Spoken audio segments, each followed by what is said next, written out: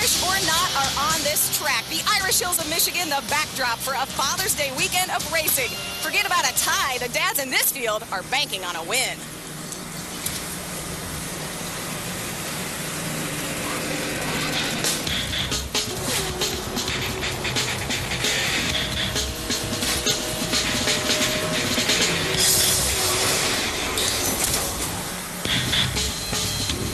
The fans have arrived, and so have the Truck Series big dogs. Who will it be at this big old track? The point standings have shuffled, and this week we find a familiar face back on top.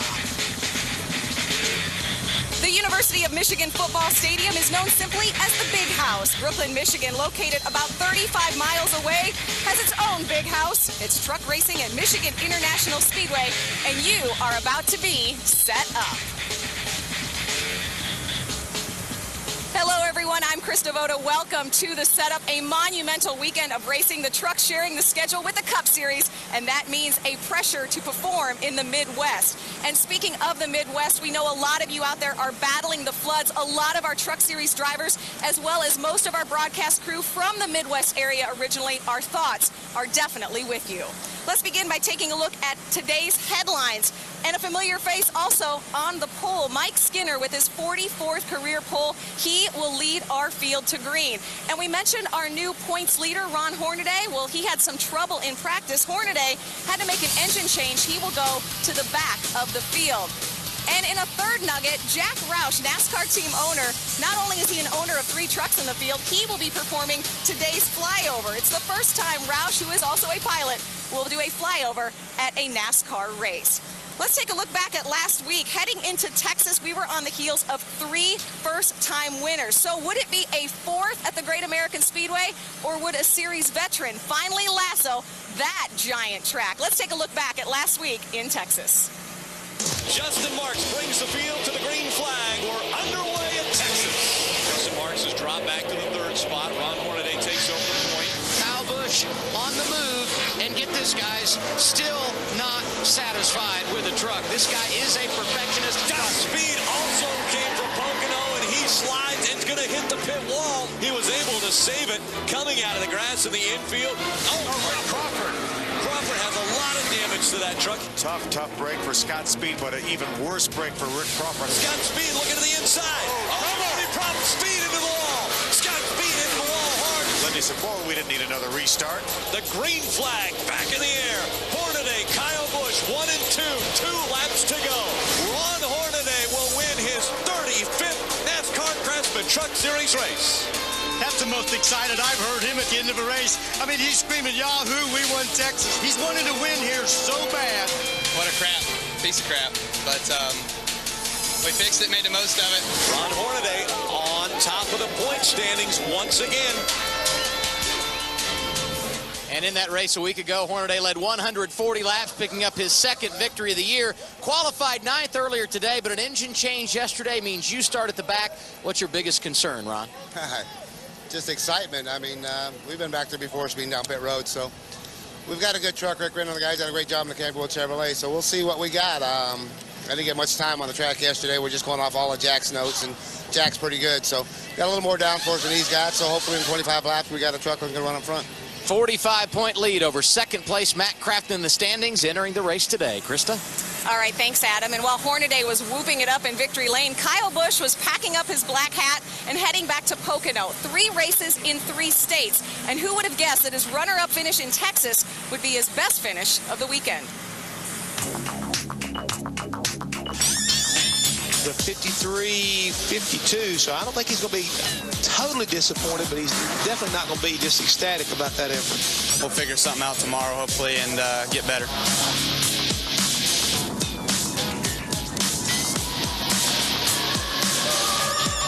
One lap to go. Ron Hornaday in front of Kyle Busch. Through 3 and 4, it's looking good. Ron Hornaday will win his 35th NASCAR Craftsman Truck Series race. You came a long way. I know you wanted to win this one. A tough way to come home 2nd. They worked on the truck all night long. Your thoughts on the race, Kyle? What a piece of crap.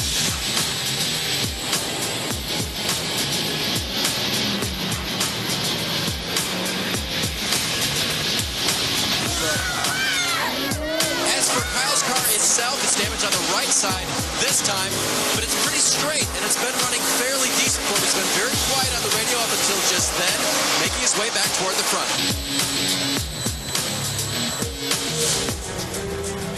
Caution is out. Caution. Go to the garage. Go to the garage.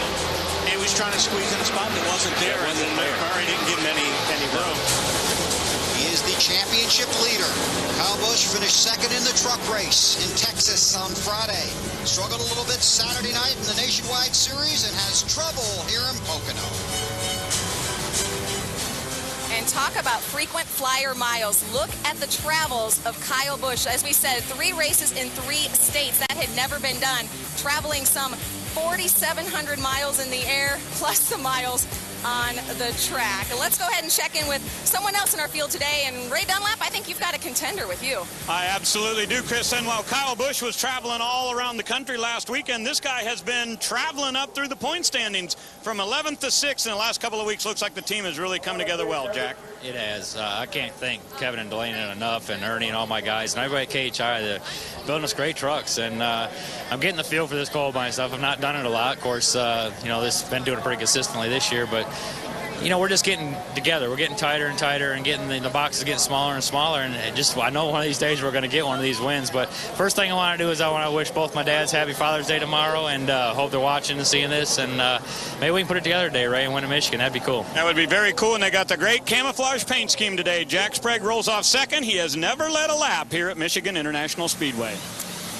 Thanks, Ray. That's actually very hard to believe. Jack Sprague, of course, one of our Michigan natives in the field. And he mentioned Father's Day. That's going to be a theme. Let's head up to our booth where we've got 2 fathers standing by, Rick Allen and Phil Parsons. And I know you guys, we've got an exciting race. We talked about Kyle Busch doing all that traveling. You guys were traveling men last weekend as well. Your thoughts on that and on our race today in Michigan? Yeah, you're right. We did a lot of traveling. We're actually at the Pocono races that Kyle flew back to. But do you think that hindered him? Even though he had a great race at Texas, do you think that hurt him for the rest of the weekend? I really don't. He had a good car in the nationwide race at Nashville, and he had a flat tire. He had trouble. Right. In Pocono, he was trying to adjust the mirror before the race and knocked it off. Right. So that's really what caused him indirectly to squeeze up on, I think it was Jamie Murray, and get crashed. So who knew what kind of car he was going to have there? So I think the travel was a lot, but I don't think it really hurt him at all because, hey, he's young. Yeah. Number one thing. And sitting on an airplane is really no different than sitting in a hotel room. Sure. Now, he's in this race. Who's his toughest competition today? Everybody in the garage here says the 30 truck of Todd Bodine and the 2 of Jack Sprague are the best 2 trucks. We heard Ron Hornaday say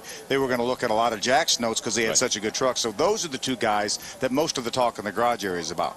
So, Krista, we think we've got a couple guys that are going to be competitors today, and obviously fathers in this field as well. That's right. A lot of fathers. Happy Father's Day, of course, to you guys and all our fathers out there watching right now. A lot of fathers in this field, as we said. Also, we mentioned a couple Michigan natives. Jack Sprague, Johnny Benson. He is a former winner here. Look for him to be tough as well. So who will it be? The drivers getting ready for their introductions, getting ready to race in the Cool City Customs 200. More with the setup in Michigan when we return. Coming up in the setup, open-wheeler turned stock car driver Scott Speed sits down with us to talk about his first career NASCAR win. Everyone also pulls a car into victory lane, and I thought it'd be cool to just park it outside and leave it there and I don't know, just try to be different, Rowdy, the Onion, and newly created the Toenail. The drivers open up about their nicknames. I don't know if they're called nicknames. I've had some people call me some things that, I really didn't appreciate. Nothing you can call in the air, but I've been called a lot of names. All this and more on The Setup. The NASCAR Craftsman Truck Series Setup on Speed is brought to you by Craftsman. Craftsman tools are the official tools of NASCAR. Craftsman at Sears and by Camping World RV Sales. Everyday low prices guaranteed. Crawford has a lot of damage to that truck. He must have got into the wall.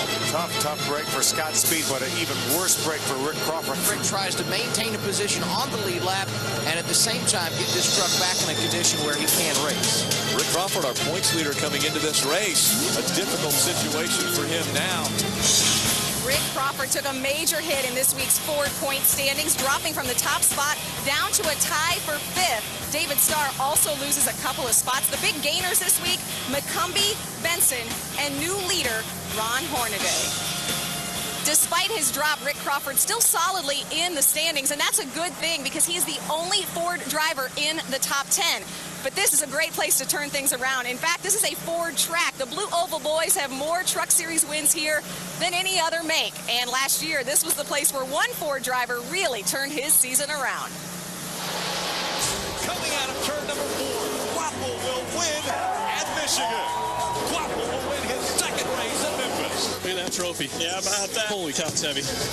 It will be career win number 8. Travis Quapple wins at Nashville. Travis Quapple will win his 4th race of the 2007 season. Anytime I go somewhere it's high speed, high bank like this, it's always fun. Travis Quapple not in this race today, but 6 Ford drivers are in the field. You see Ford trying to dig out of a little bit of a hole behind in the standings and manufacturer points, taking a look at the numbers. But like we said, this could be the place to turn things around. Adam, I believe you've caught up with one of our Ford drivers. Yeah, we have. Brendan Gaughan looking for a victory today. He won this race in 2003. Very good a year ago, finishing 3rd. What's your confidence level starting 25th today? Feels pretty good. You know, first, happy Father's Day to my daddy. He's in Mexico on a boat. Hi, Pop. But we feel really good. You know, we tested. We're not a team that normally practices and can end early, but Brian Barry, we brought our International Max Force Ford in early, about 30 minutes, and just decided to let it eat because I felt really good. I couldn't ask for anything else. It turned in qualifying right where we thought it would be, and I'm excited about today. I think we got something. And if you have a hard time finding Brendan on track, just look up top. He'll be out by the wall, Ray. And our highest qualified Ford is Bobby Easton, the Zaxby's Ford. How good's your race truck, Bobby? We're pretty decent. You know, yesterday was pretty cloudy, and today it's pretty sunny. But so hopefully this Zaxby's Ford F-150 will kind of come to life in the sun. The Chad Norris and all the guys do a great job at the wind tunnel, so hopefully we got enough downforce for this slick track today. Okay, good luck to you. All of our winners here at Michigan have come from qualifying 11th or better. Bobby East rolls off 10th today here at MIS. All right, great stat, Ray. Thank you very much. You know, Ford drivers are hoping that by day's end, they have the label of winner attached to their name. You know, in racing, names are a funny thing because none of the drivers are called by the name on their birth certificate. This week, we asked our drivers, what's your nickname?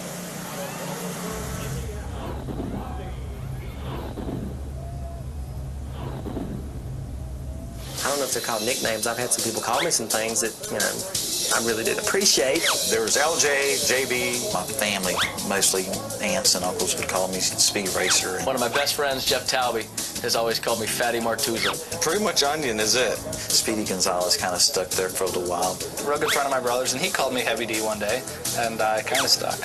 Don't really know why. I go by TC a lot. You remember back in Magnum PI, the helicopter pilot was named TC? I'm not sure if that's the correlation. My dad's name was John. One of the guys that worked with us, name was John. My name was John. I got Little John. I had Toad and Turtle because it's kind of like Todd, you know. The oldest nickname I have is Willie Bill Crash. My big brothers gave it to me when I was 8 years old. I ran a jet ski full throttle into the side of a 90-foot boat. My brothers have always joked that if they had known then that nickname would have been so apropos for my living, they probably wouldn't have called me that. And that's just a slice of the nicknames. And one of the most famous and familiar is standing by with our AA. Odine, some call him the Onion, and consistency's been the key this weekend. Great in both practice sessions yesterday, qualified 3rd earlier today. So what's it going to take to finish him off, Todd? Well, there again, you're right. Consistency. You got to have a truck that's really balanced through the whole run. This track's going to get really slick. The sun's out bright, and you know, at the end of the run on old tires is where the guy that's going to be the best is going to shine. He's going to come to the front. So balance is key, and I hope, knock on wood, that the Lumber Liquidators Tundra's got a good balance in it. And Mike Skinner has plenty of nicknames. The principal, the one we typically use, I know Ray Dunlap has a couple of nicknames himself, right? Well, I'll give Principal Skinner one other nickname, and that is the King of the Poles. The 45th time you start up, huh? Okay, 1 month, yeah. He's younger. He's going to catch up. All right. Tell me about how good your race truck is. We watched practice yesterday, Mike, and a lot of guys had their splitter right down on the racetrack, coil bound, and it looks like you guys were conventional. Why? We were not conventional. We were coil bound. We just cannot get the nose of our Tundra down for some reason, and we've got obviously some geometry issues going on there, and Jeff and I have been trying to do the same thing that we did a year ago, and it doesn't work with the new rules package. We got 70 less horsepower. The back aerodynamics is different in our Tundra, and we just got to work on it. We're going to go and test at Darlington and see if we can't figure it out, try to get the nose down our truck. But it's coil-bound. It's coil-bound today. The travel is good. It just doesn't stay like it needs to. Okay, well, starting up front should be pretty good for Mike Skinner. He rolls off from the pole for the 45th time in his career. All right, thank you very much, X-Ray, getting in another nickname. And don't even get us started on the crew members' nicknames. Too many to mention right there. You know, one of the drivers behind me, you see we're out on pit road. How cool is this? How close do we get in the Truck Series? One of these guys behind me, he has a nickname. Scott Speed is called the Toenail, thanks to his fondness for well-groomed feet. But in a short period of time, Speed has proven he's much more than just a name. He's a force of flash and fun. You will learn more about him when we return. It's Speed on Speed, next on The Setup. The NASCAR Craftsman Truck Series Setup on Speed is brought to you by Craftsman. Craftsman tools are the official tools of NASCAR. Craftsman at Sears. And by True Value, with the tools, products, and advice to start your project right. True Value. Start right. Start here.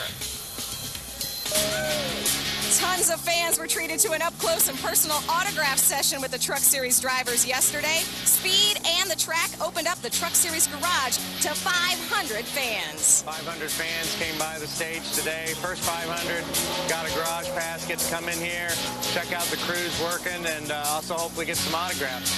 You know, in this day and age, with the economy the way it is, you almost get this parental instinct. You know, you really want to give them a great experience because you know they sat down and made a decision. What can we do this year?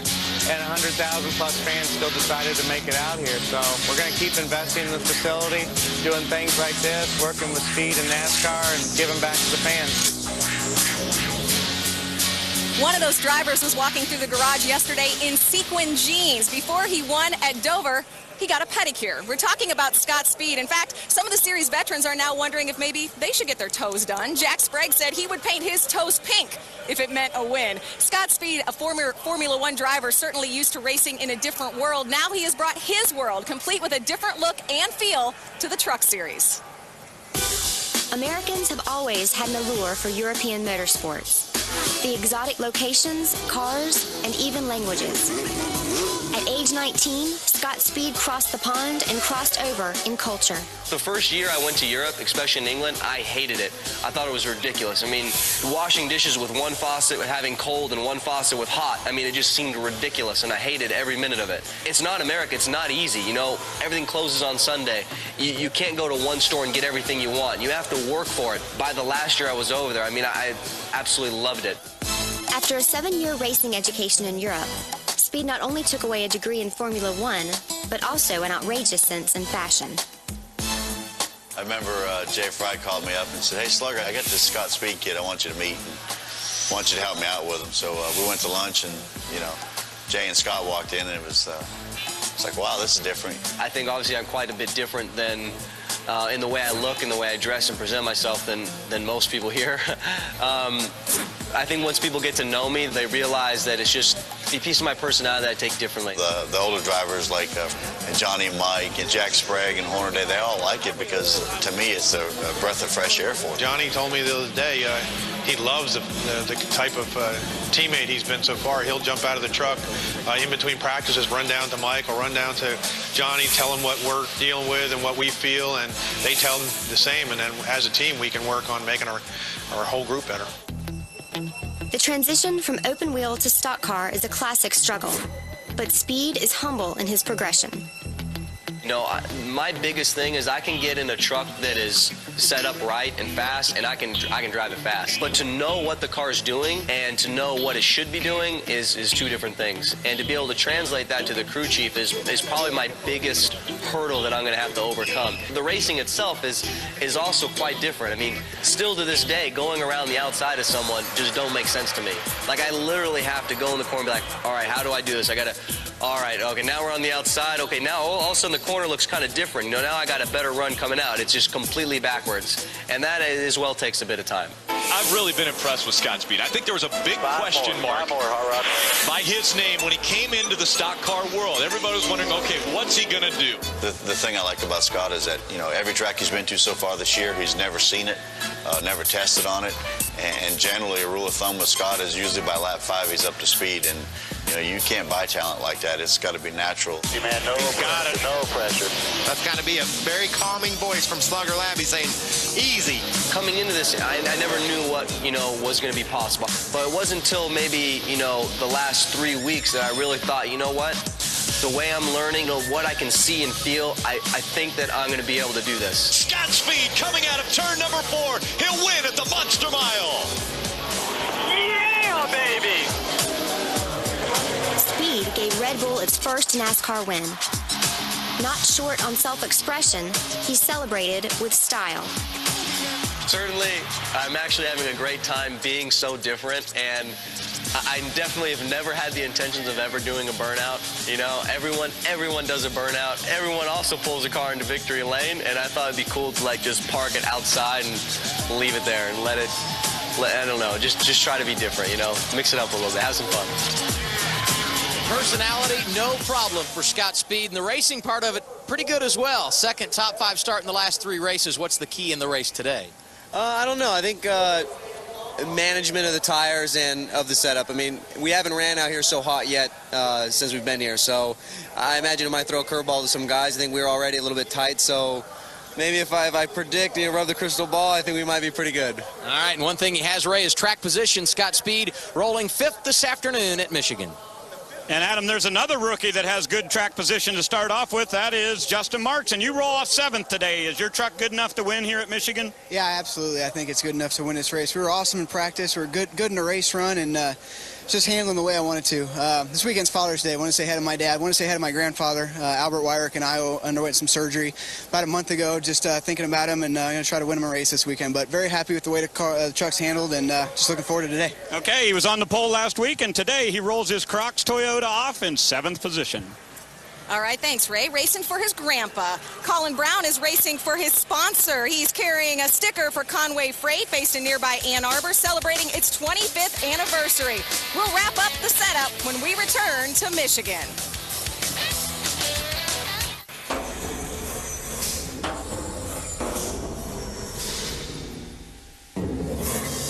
Oh, it's my bad. I need water. Give me water. Hey, we got to wrap this up, I think, probably pretty soon. I kind of feel weird. What do I do with my hands? Hi, I'm NASCAR. No, you better not print that. I'm NASCAR Craftsman Truck Series driver Rick Crawford. Okay, what's my line? No, don't tell me. I got it. Live. Truck Series. I'm NASCAR Craftsman Truck Series driver Brian Scott. Hi, I'm Matt Crafton. Watch me on Speed. Who wrote this stuff? I'm NASCAR Craftsman Truck Series driver. So do I look at the camera or look straight at you? Why are you doing this? Who wrote this crap? Hi, I'm Terry Cook, and you're watching... Hi, I'm David Starr, driver of the number 11 Toyota Tut. Hi, I'm David Starr. Hi, I'm Todd Bodine, NASCAR Craftsman Truck Series driver. You're watching the Truck Series on Speed. That sucks. Well, sometimes the drivers have to play television, but most of the time they get to sit behind the wheel and enjoy racing. Welcome to the NASCAR Craftsman Truck Series Cool City Customs 200 on Speed. It's a gorgeous day in Michigan, Brooklyn, Michigan. We want to take a look at our point standings after 9 races of our 25-race schedule. Ron Hornaday back on top after his impressive performance in Texas a week ago. Matt Crafton holding on to that second spot, just 45 points back. Hello, everyone. Michael Waltrip, Phil Parsons, Rick Allen with you for today's race. Now, Phil, what is it going to take to win this race at Michigan? I think in a word, you're going to say adaptability. Obviously, we have very, very hot, slick racetrack. Unlike yesterday, they raced under cloud cover, practiced under cloud cover. So I think these guys are going to have to search around for some more grip. They're going to have to be able to run the bottom, maybe the middle, maybe even the top to try to get this truck around the racetrack. You were just on the racetrack. Where is the grip, Michael? It's, I'm searching still. Not sure it's out there. I said yesterday that they would have to run the bottom to win this race. Man, this thing's gotten slick. The sun came out. It's very slick on the bottom. Going to have to back up a little bit. You will have to do what Phil said and adapt. You're going to have to run all over this place to find success here today. And so we'll see who finds the grip on this racetrack. Again, a very tricky 2-mile racetrack. Let's continue with our pre-race ceremony as we go back trackside. Lisa Basco.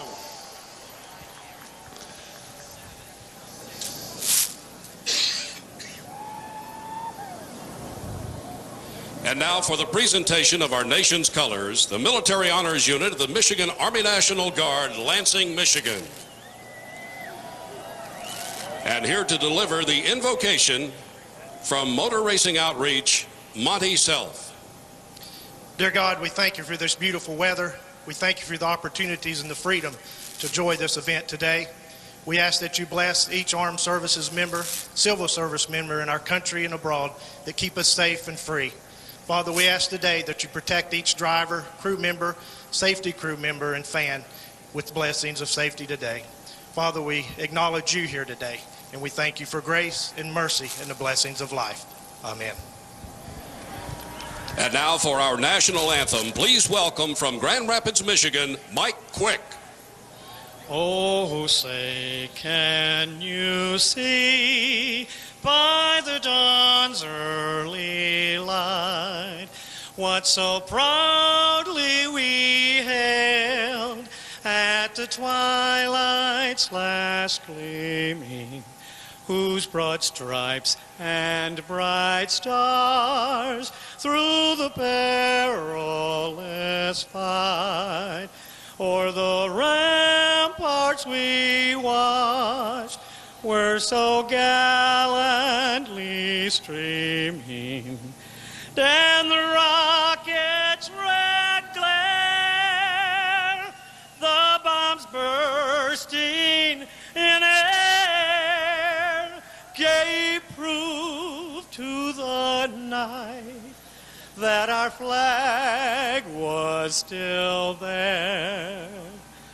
Oh, say, does that star-spangled banner yet wave o'er the land of the free and the home of the brave? Mike Quick, ladies and gentlemen, and our flyover, Jack Roush in his P-51 Mustang with two T6s in trail.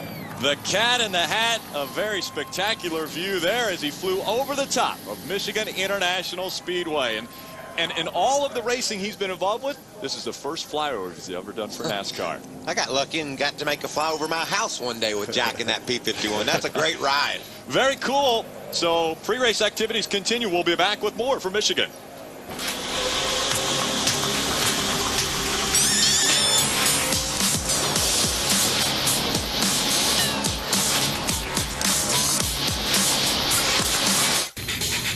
The NASCAR Craftsman Truck Series presented on speed by Camping World RV Sales. Every day, low prices guaranteed. Brought to you in part by Craftsman. Craftsman tools are the official tools of NASCAR. Craftsman at Sears. By Sitgard Endurance heavy-duty engine oil and overdrive grease. Citgo lubricants, there at every turn. And by Ford. Drive one. Gorgeous day in the Irish Hills of Michigan. In Brooklyn, Michigan, just about 45 minutes to an hour west of Detroit. The temperature 78 degrees, sunny, slight breeze. This track is going to be sensitive to this weather tonight. Yeah, this is one of the most weather-sensitive tracks that we race, and that's why it can be very, very challenging here. You can see right here, 2 mile in length, 18-degree banking in the corners, the Optima Batteries track description. Backstretch 5 degrees, front stretch 12 degrees. Long front straightaway here, Michael. And these guys are getting ready to be faked out worse than ever, Phil. They were on this track about 24 hours ago, and we had cloud cover, and it was cool and grippy. They could stick down on the bottom of the racetrack. They could move up the middle and stick. We just came off of it. When practice started, track temperature was 90-some degrees. When we ended, it was over 120, and the difference was daylight and dark. These guys have got a real surprise laying in turn one when they go green. The only time they're going to mention grip is lack of grip here at this racetrack. Let's look at our Camping World RV Sales race analysis. 200 miles, 100 laps. That pit window, very important. It really is, because this race can often turn into a fuel mileage race here. Obviously, a 100-lap race, they cannot make it on one pit stop. But if somebody gets in their window, we may see somebody try to stretch it. We talked about how warm it is. All the drivers are strapped in. Let's get today's command. We go back trackside. And now, with the most famous words in motorsports, please welcome back our Grand Marshals, T.J. Lewis and Colette Wagner. Gentlemen, Start your engines! All right. Young man giving the command through sign language, and Mom helping out. The engines are fired up. We've got 34 trucks that have come to life and about to make it out onto the racetrack. When we come back, we'll see the green flag, and we'll show you how they'll line up. The Cool City Customs 200 is next on Speed.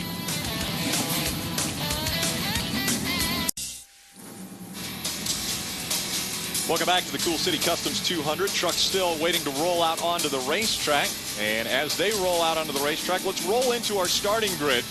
Mike Skinner with his 45th career pole. I mean, that guy starts up front almost more than most guys have started in some of these truck races. See Chad McCumbee, a great run in back in the row number 2. Always runs well on these high-speed racetracks, the 1.5 miles and the 2-mile racetracks. And between the top three qualifiers, 0.003 of a second difference. Yeah, very tight. Matt Craftsman starts back there in row 10. Terry Cook, row 7. Could you imagine running all the way around this track and wind up third by just 0.002 of a second? And they were running wide open. That's amazing. 2 miles. It's amazing that those trucks are that close. They are, because they do it with different setups, with different drivers giving feedback to different crews, and yet they throw them out on the racetrack and they come back at basically the same time. Brendan Gaughan's going to have to work his way up to the front after starting in the inside of row 13, but he normally runs the high line a lot quicker than anyone else does. We want to shine a spotlight on a few different drivers. Ray Dunlap, can you shine your spotlight on Stacy Compton? Well, I would love to, Rick, and we want to talk about Father's Day being tomorrow. And Stacy said what a change it's been in his life since he became a father. He wants to send a shout out to his daughter Isabella, who is 1, and to Olivia, who is 3. And Olivia actually sent him a lucky charm this week. He's got a purple bracelet that she normally wears, and she said it's going to bring Daddy some good luck today here at Michigan. She called him about an hour ago and says, hurry up and get this race over, because I miss you. Adam? Brian Scott starts in the 27th position today, doing double duty. He ran the ARCA race earlier this afternoon here at Michigan. His father, Joe, owns the team and travels in for nearly every race from Boise, Idaho, and he's a true fan. You won't find Joe, his father, on the pit box. He sits in the grandstands at nearly every race. Phil?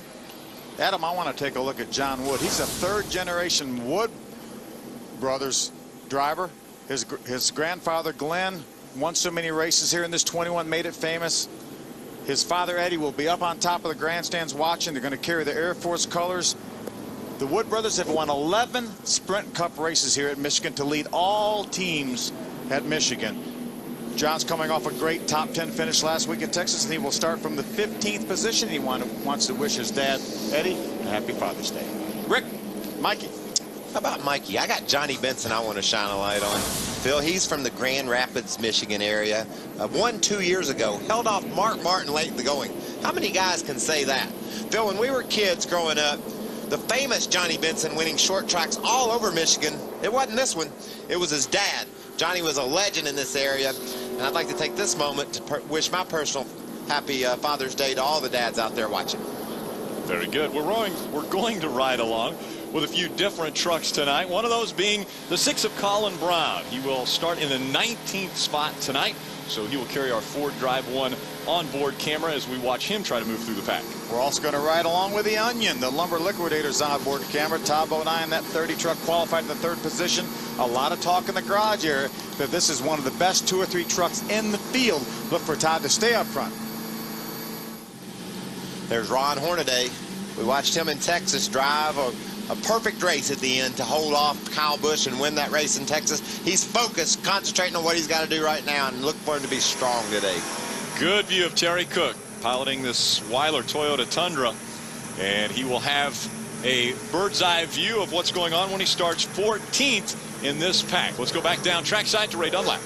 Well, thank you, Rick. And my final thoughts before we go green today, I want to focus on Todd Bodine. And Phil, I think you're right. He is one of the trucks, to beat today here at Michigan. But today is his 100th start in the NASCAR Craftsman Truck Series. 13 victories for Todd Bodine. I thought maybe that might be the best in all time in 100 starts. I was wrong. Ron Hornaday had won 25 races by the time he got to 100 starts. But today the competition is even tougher than ever. Todd Bodine, 3 top 10s here at Michigan. I think you got to keep your eye on the 30 truck today here at MIS. Adam? And Ray, you mentioned Ron Hornaday. He's had an outstanding 2008, the defending series champion, back in front of the point standings, 45 markers in front of second place Matt Craftsman. And one of the reasons why he leads the points is because he's out front so much. Check this out. Hornaday has led more laps than anyone so far this season. 4:14 the number. He's led a lap in every race, but he will have his work cut out for him today. Despite qualifying 9th earlier here at Michigan, he has to start in the back because of an engine change yesterday. Oh, won't it be fun to watch Hornaday try and go through the field and pick up win number 3 on the season. Thank you, Adam and Ray.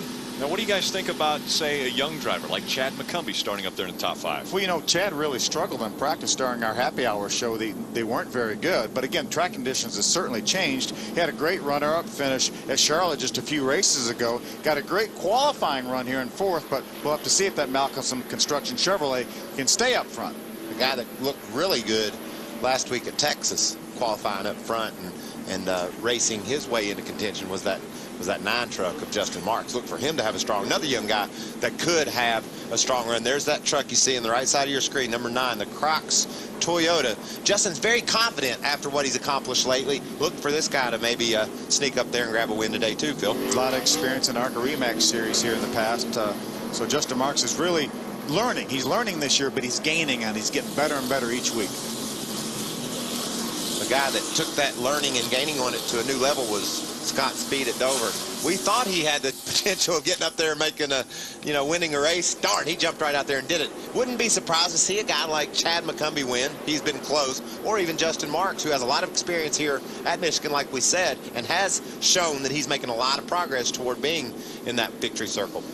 Potentially another first-time winner in the NASCAR Craftsman Truck Series in 2008. We're about to find out. The green flag is about to fly here for the Cool City Custom 200. The pace truck has made its way onto pit road. Mike Skinner, Jack Sprague, door to door. The green flag in the air. We're underway.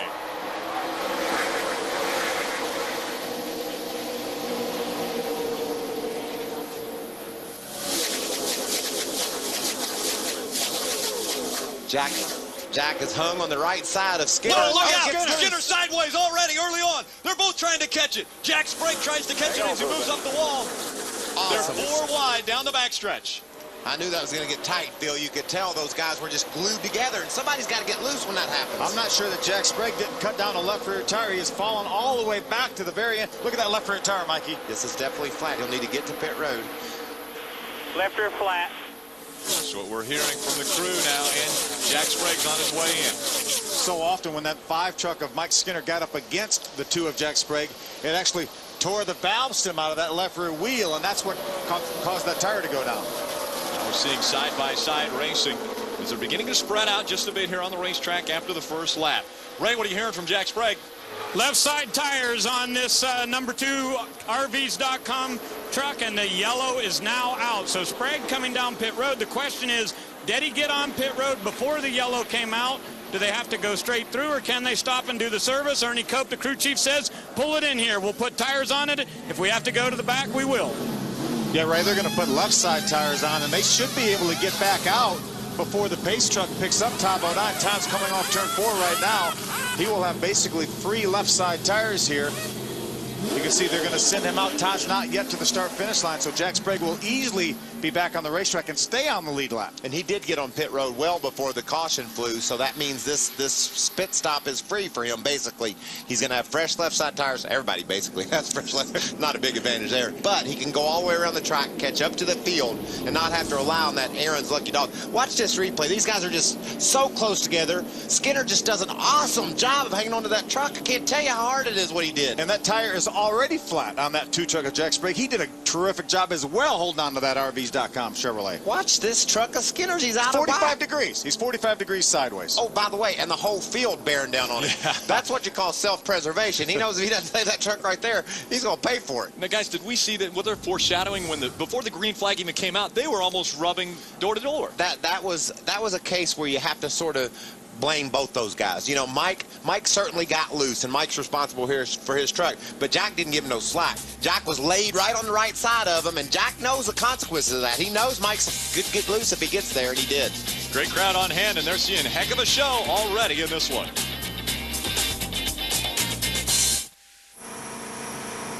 Summer's here, so put some sizzle in your wardrobe with hot new Speed swag. Just visit the Speed store and browse our new styles of Speed polos, t-shirts, jackets, hats, and much, much more. Don't wait. Go to speedtv.com, keyword swag, and buy today. Ray Dunlap. Jack Sprague on his way back down pit road right here. Ernie Cope saying, let's get our head together here. Yeah, we're down a lap, but we should be able to get that back easily early in this race. What they want to do right now is check the left rear lug nuts. They took the tire off because they had to pinch off the brake line. When that tire, the left rear tire, broke apart the last time, it cut the brake line. So they pinched that brake line off. Sprague back to the racetrack right now. They wanted to make sure that the lug nuts were tight on the left rear.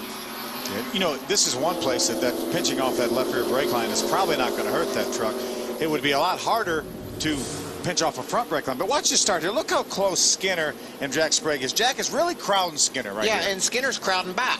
And that's the way they raced from the time the green flag flew until they got over there and crashed. And like I said, Jack understands the consequences of what he's doing. He knows by getting over on the tight against Mike, it's going to make Mike loose. He's just hoping Mike just gets loose enough where he can scoot on by and grab the lead. Yeah, and he should know that Mike Skinner's not going to back off. Well, I think Mike made that point as they came across the start-finish line. He said, okay, move over, darn it.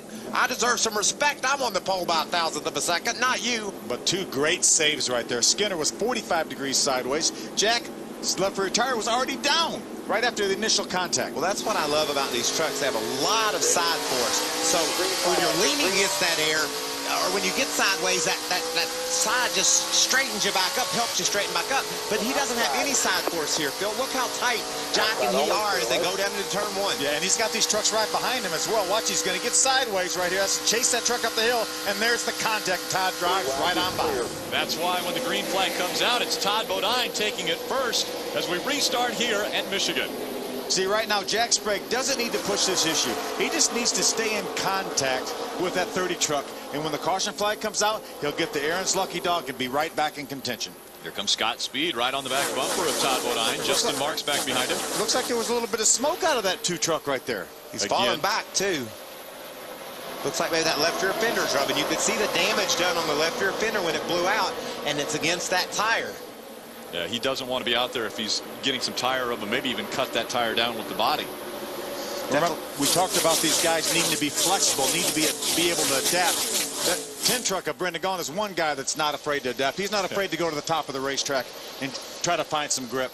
He started deep in the field, too. He's already starting to peek around up top. He's come from the 25th starting spot up into the top 10. Kyle Busch gets loose down in the center of turn 1 and 2. Here comes Eric Darnell making the pass. Here comes Chad McCumbee trying to get back by the 9. The 9 trying to work on the low side of the racetrack. That's for third. Isn't this fun? You got Todd Bodine leading. That's no big surprise. Here comes Scott Speed, Justin Marks, Chad McCumbee, Eric Darnell, a bunch of young guys that have been up against Hornaday, Todd Bodine, Jack Sprague every week all year long. And right now they're getting the best of most of them anyway. Again, side by side, McCumbee back to the outside. Justin Marks on the inside. He'll duck in behind him. Now we see Eric Darnell in that number 99 Ford moving up on the inside of the 51 of Kyle Busch. And once again, the 2 of Jack Sprague is on pit road. Now this is huge here, Rick. If he goes down a second lap here, getting the Aaron's lucky dog will become very, very difficult. If there's not a caution early, while he's 2 laps down, the only guy 2 laps, 4 wide.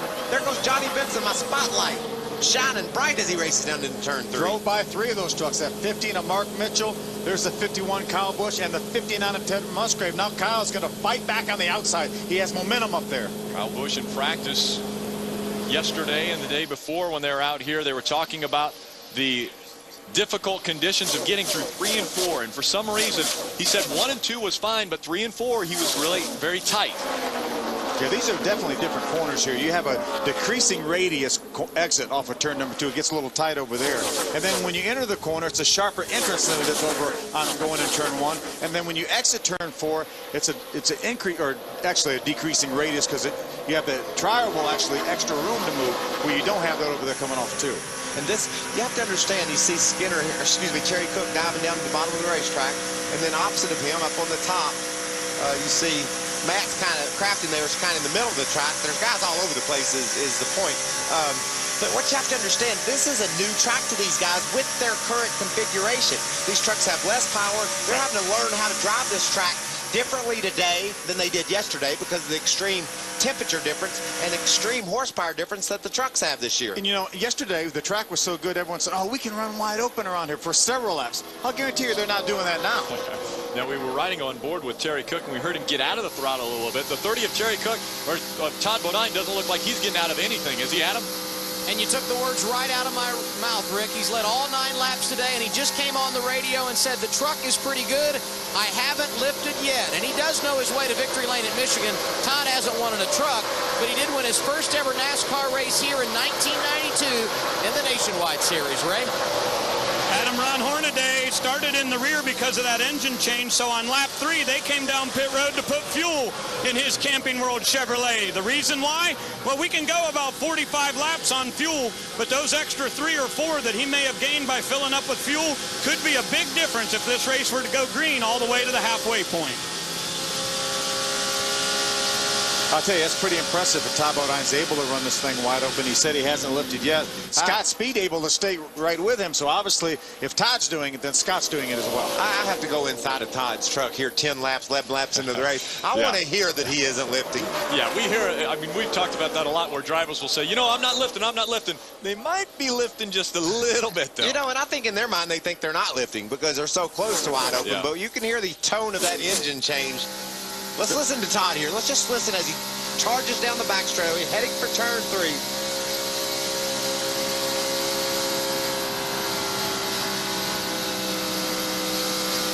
That's called pedaling right through there. Now, he did not lift completely off the throttle, but he did lift off a full throttle down there. That was not a lot much. of gas. I'll tell you what, not much.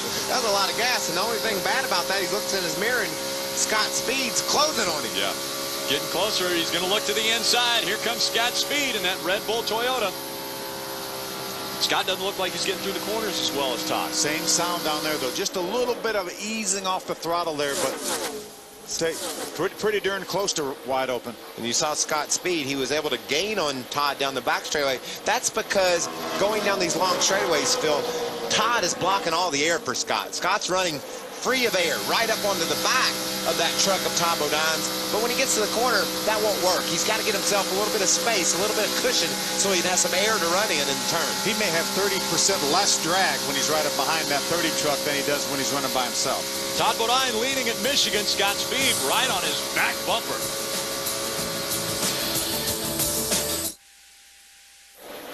Working it on the bottom. Welcome back. Eric Darnell working on the bottom. Scott Speed trying to get right behind Todd Bodine, but Bodine's pulled out just a little bit in the Cool City Customs 200 after we have completed 17 of the 100 laps, currently on lap 18. Todd's truck continues to handle extremely well, running very, very quick lap times, but Scott Speed is just about matching him lap for lap. It's amazing how quick a learner this Scott Speed has been. Well, he got him a couple hundred miles of learning this morning. Follow his track like you're in snow. Racing around in his ARCA car. You heard Slugger say just follow in his tracks just like you're in snow and follow him. There's Eric Darnell. Check out Darnell. He's the truck that's running very, very low on the track. He hasn't ventured off the white line in the turns. Right on the bottom. Drove past this battle for third. Took over that third spot. Now he's got his eyes set on Scott Speed, lays up ahead. Yeah, started 11th, already up to third. Good run for Eric Darnell. Looking to get that season untracked. Look at that truck. Right down on the yellow line. Justin tried to run that same groove. He couldn't quite match the speed that Eric had down there. Justin Marks tucked in behind Eric Darnell.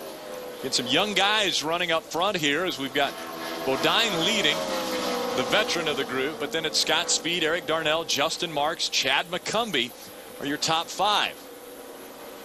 Look at our Revestis Rookie of the Year standings. Colin Brown leads that with 92 points. He runs right now in the 16th position. There's Justin Marks obviously running in the 4th spot. And Andy Lally not racing today, Phil. TJ Bell's driving that number 7 truck with Heathcliff Cat Litter on the side. One of the best sponsors, I think, in NASCAR. Adam Alexander, how is Justin Marks dealing with his truck?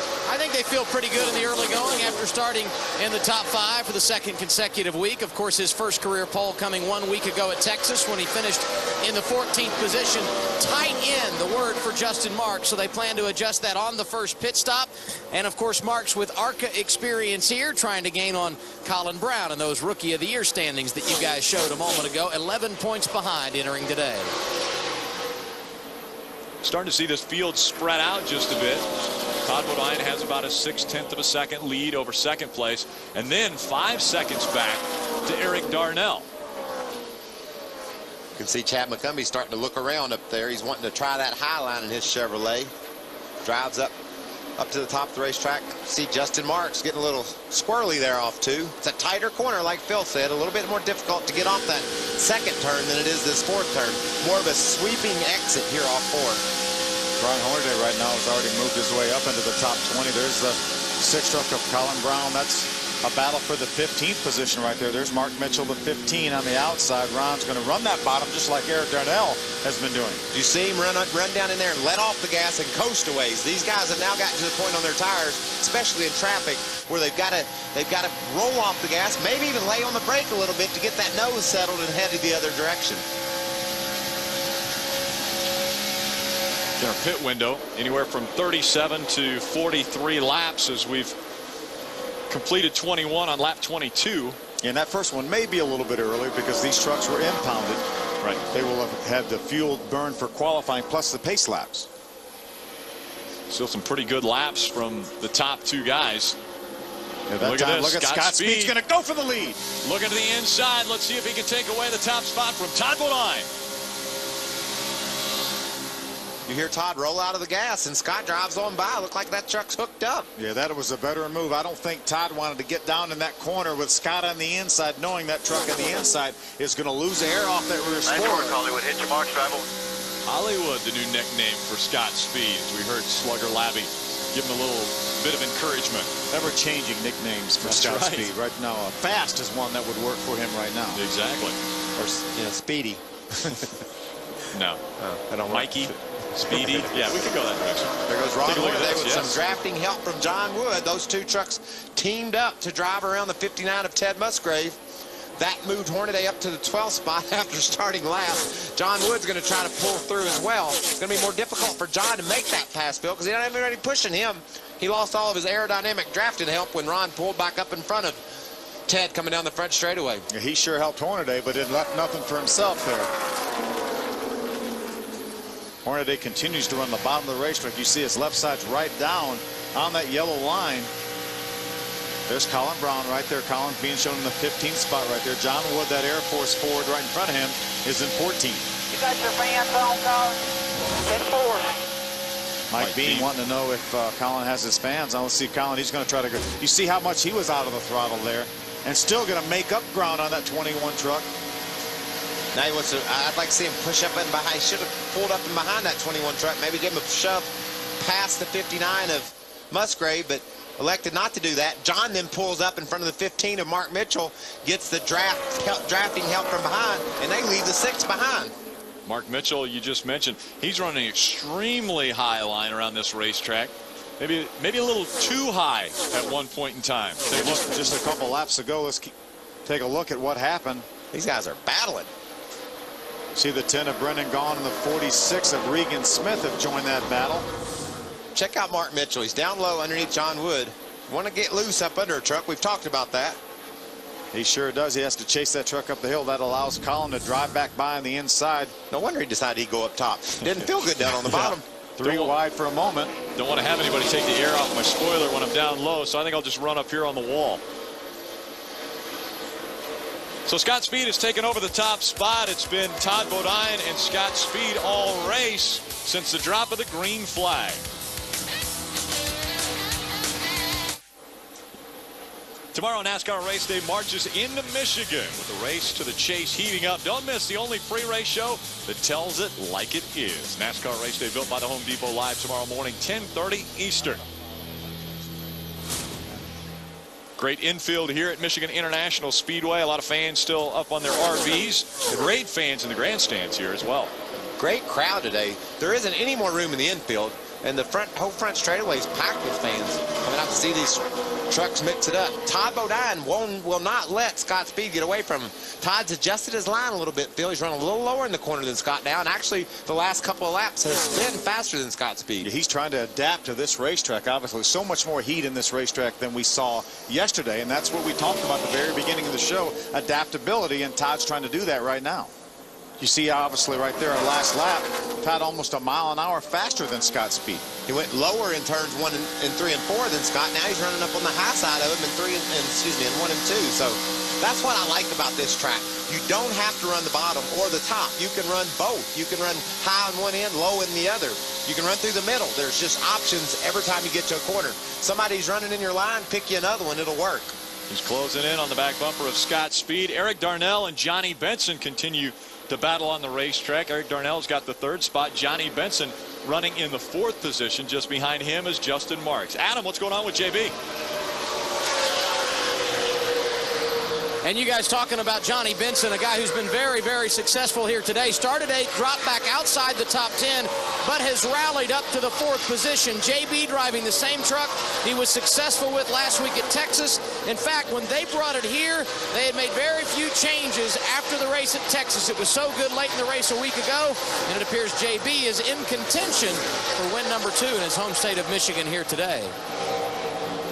You can see that 23 truck, Phil. We were just chatting here while about some of the things we're seeing. That 23 truck is down in the front.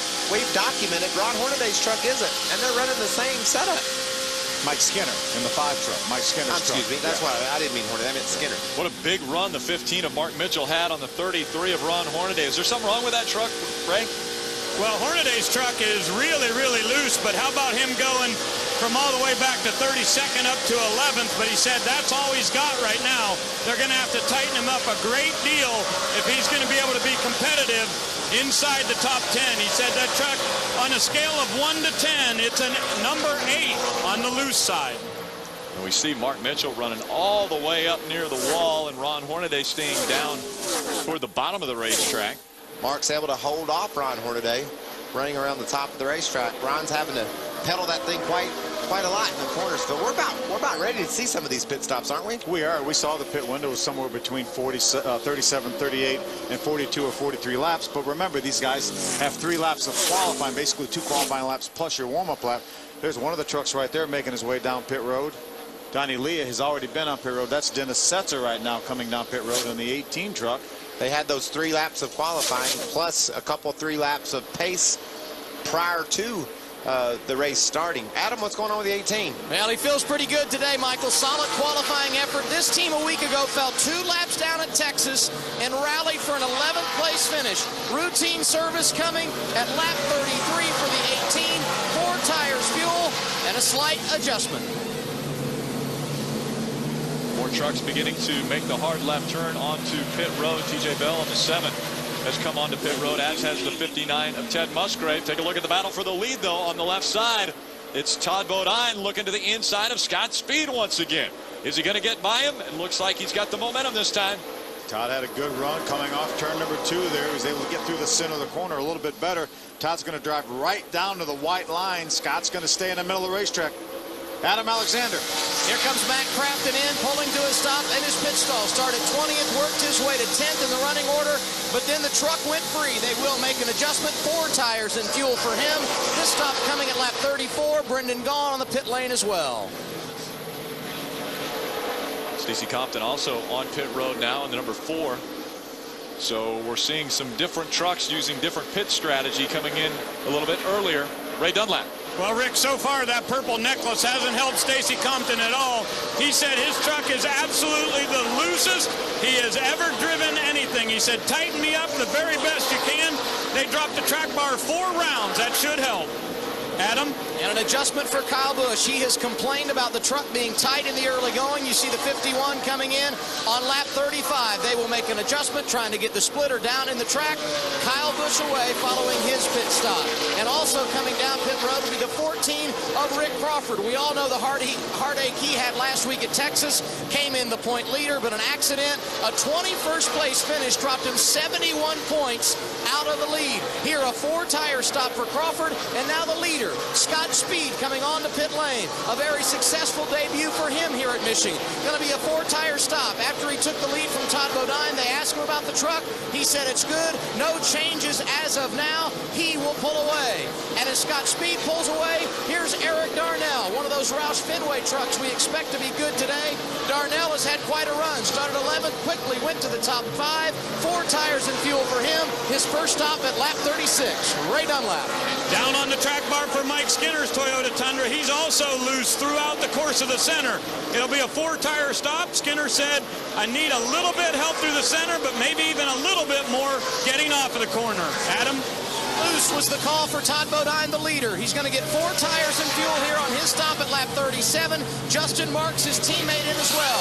Both these guys have been in the top 5 all weekend. Practice, qualifying, and now in the race. Minor changes for each.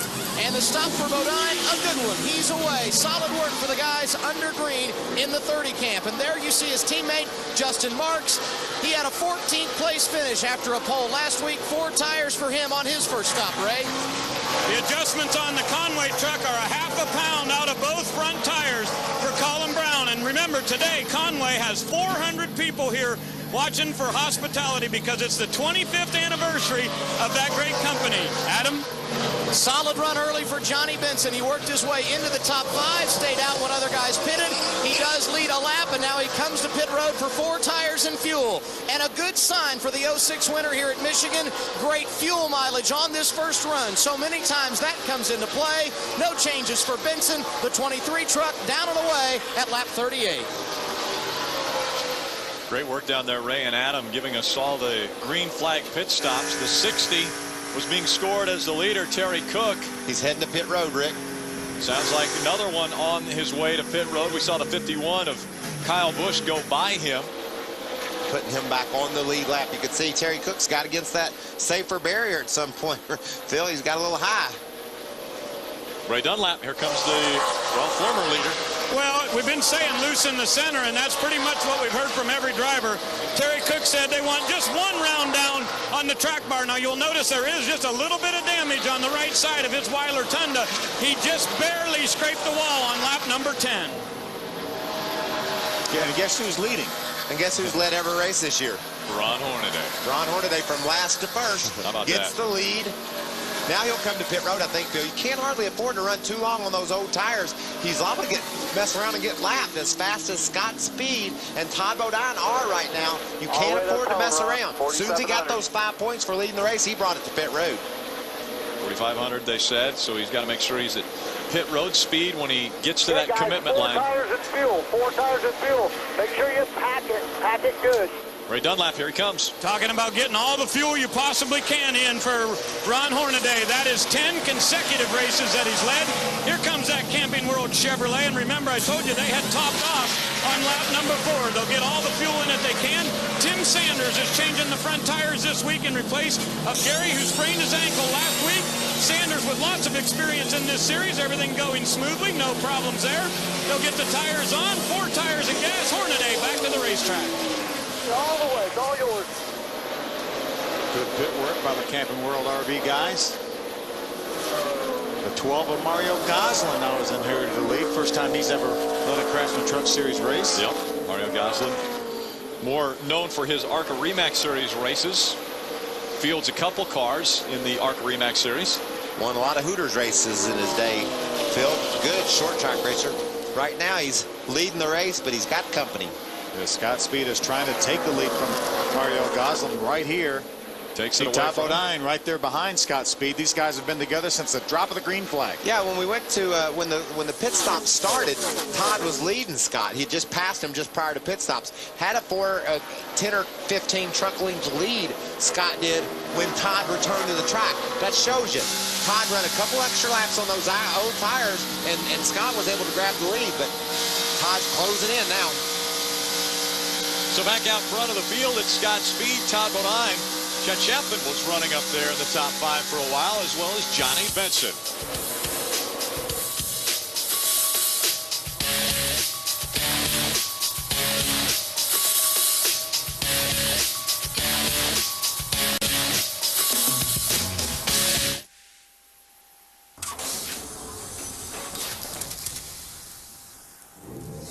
You know, I have a number of different power saws in my shop, but none of them are quite as strong as Craftsman's brand new 15-amp hypoid geared saw.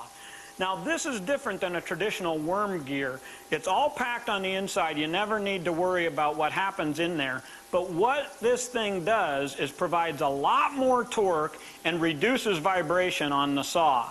Now, just about any time, whenever you're trying to cut something as easy as pine in your shop, any of your saws will do just fine. Cuts right through there, right? Did you notice how quickly the blade stopped? This thing has a really nice braking system. But what's hard to do in your shop a lot of times is to cut through something that's pressure treated, and especially if you want to put a bevel on. So I'm going to set about a 17 or 18 degree bevel, and I'm going to cut through this pressure treated board. Now watch how quickly this goes.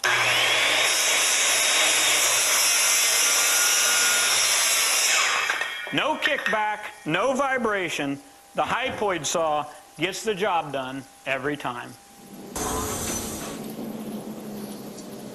Welcome back to Michigan International Speedway. We are under caution for the second time. Debris has come out. The good thing is pretty much everyone had cycled through the green flag pit stops and were able to get back on the lead lap if they were running there prior to this caution coming out. Take a look at our race summary after 46 of the 100 laps. Scott Speed still holding on to the top spot. There's been 6 different drivers that have led laps, and we've had 10 different lead changes. Yeah. And a terrific race for the lead this entire race with Scott Speed in the 22 and Todd Bodine in the 30. As a matter of fact, when the caution flag came out, they were side by side. Scott Speed was able to maintain the lead. So are we going to see everyone come back in and potentially top off with fuel? I think we'll see a lot of them come in. I'm not sure that everyone's going to come in. A lot of these trucks pitted in the high 30s. We've only run about 10 laps. There's our lucky dog right there, Rick Crawford. And he's indeed a lucky dog. He needs to get that Power Stroke diesel Ford back on the lead lap here and get in contention for a top 10 finish. He headed to Texas with the point lead. Fell to 6th, and now having to get a lucky dog to get back on the lead lap. Maybe he can use this as a little momentum to get a little bit of bounce back in those guys' step. Looks like Scott Speed was cheating to the left, and sure enough, he'll come down pit road, as will the 30. So 1 and 2 making their way down to pit road, Adam. And there was a long debate on the radio about whether Scott Speed would come down pit road or not. Slugger Labby from the spotter stand, I think a lot of guys will come. So at the last second, they said, bring in the 22. Here's the leader, Scott Speed on pit road. Last in, 12 laps ago. He comes in at lap 47. The call for them, right side tires. Todd Bodine never wavered. They said they were coming all the way. 4 tires and fuel for the 30. Ray? Well, Hornaday came just because the leader did, but the big question was, are they going to do 2 or 4? Rick Wren said to his spotter, Rick Corelli, let me know what those other trucks are doing. It'll be right side tires only for Hornaday. Like quite a few drivers got right side tires only. Saw some gas and goes too, Rick. Some guys didn't take any tires at all, just got some fuel. Kyle Busch passed to the left on pit road. Can you do that? Exiting you can. Okay. Just want to make sure. Looked like Johnny Benson may have been the guy that won the race off pit road. We'll find out when we come back to Michigan International Speedway. Owner Kevin Harvick watching from high atop the pit box. So stop waiting and call today.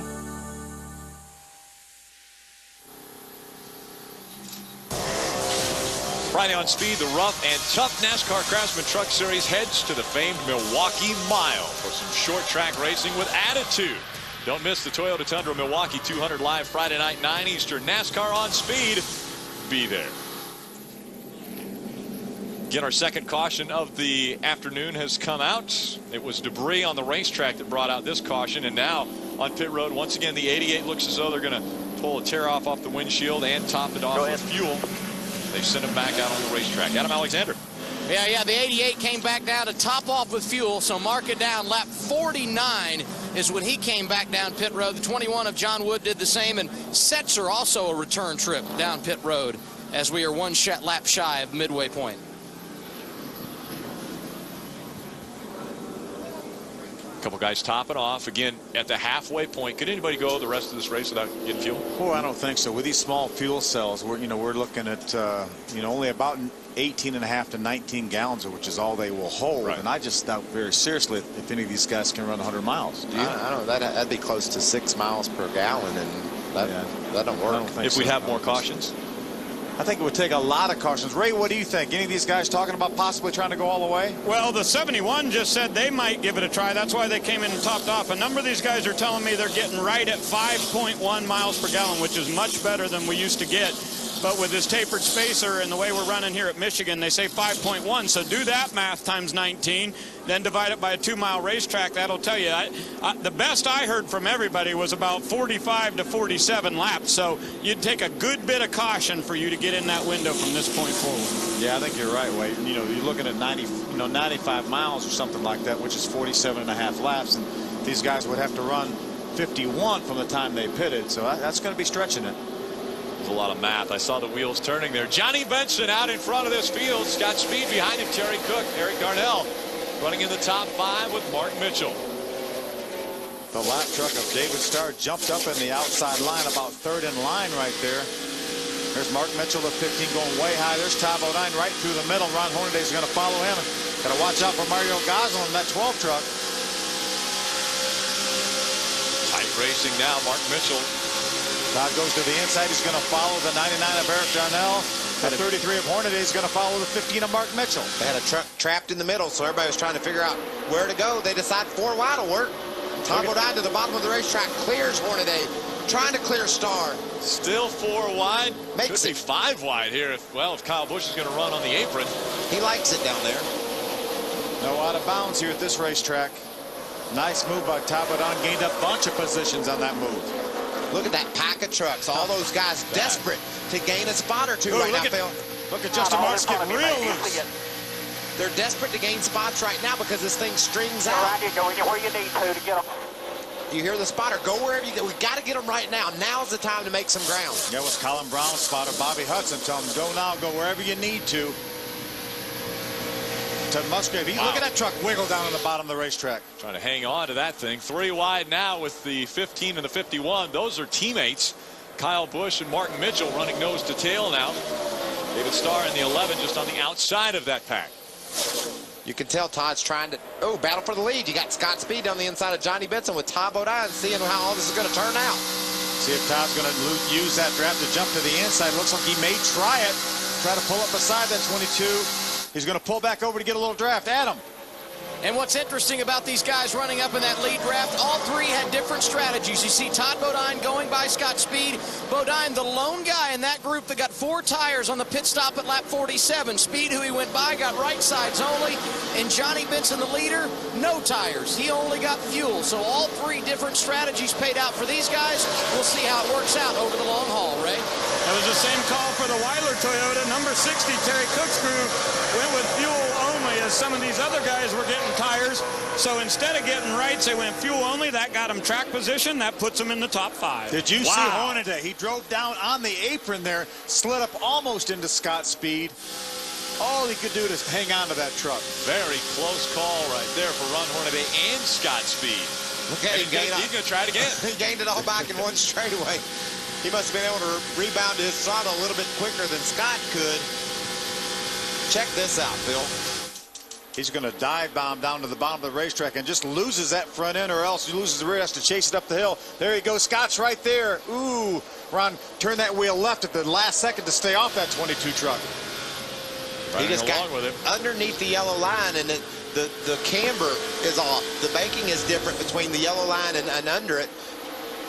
Battle for the lead. Todd Bodine got around Scott Speed. Now he's going after Johnny Benson's got those 4 fresh tires. Johnny didn't get any tires. That's going to pay dividends right now for Todd, that Lumber Liquidators Toyota. But Johnny may be holding a set of tires in the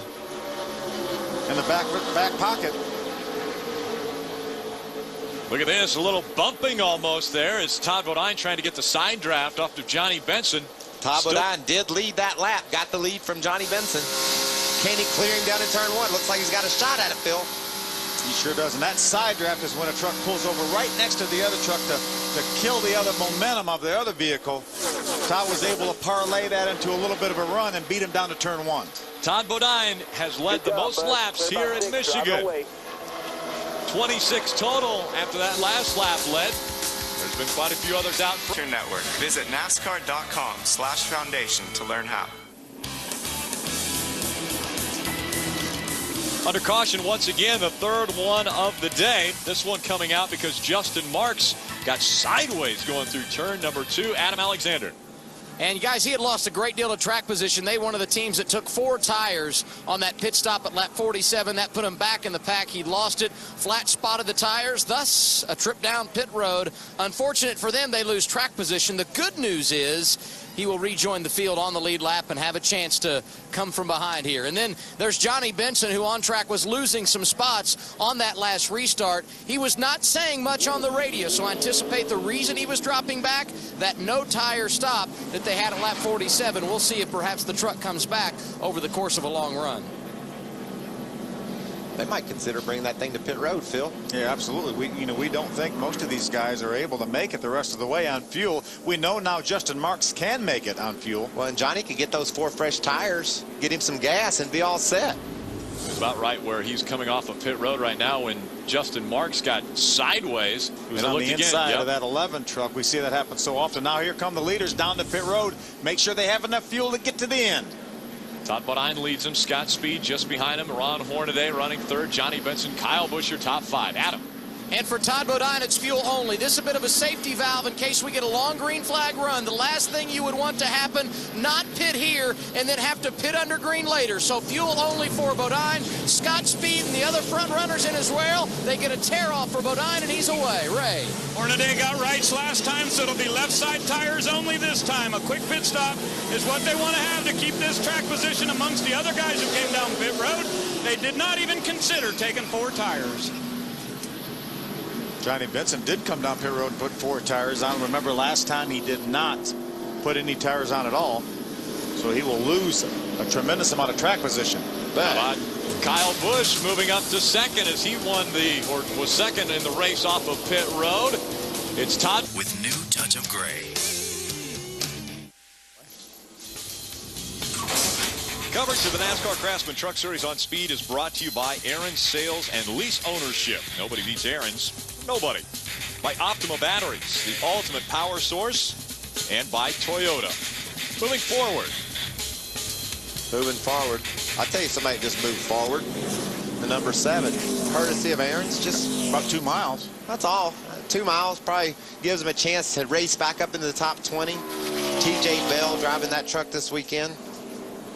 Aaron's is just making dreams come true and giving free laps away. TJ's going to run this truck a handful of times. This is the TRG race team, teammate to Donnie Leah, and that's 71. Andy Lally will be back in that truck for a handful of races later this year. TRG's got to be pretty proud of getting that first victory in their inaugural season, winning up there at Mansfield. Yeah, that was big. That was huge for that organization. And what a great race that was, too. They were 3 wide going in turn 3 on the last lap for the lead. And I thought it would be a caution fest. I thought we'd see lap after lap after caution. They raced hard all day long. There were cautions, but not too many.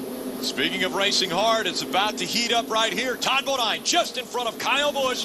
The green flag back out at Michigan.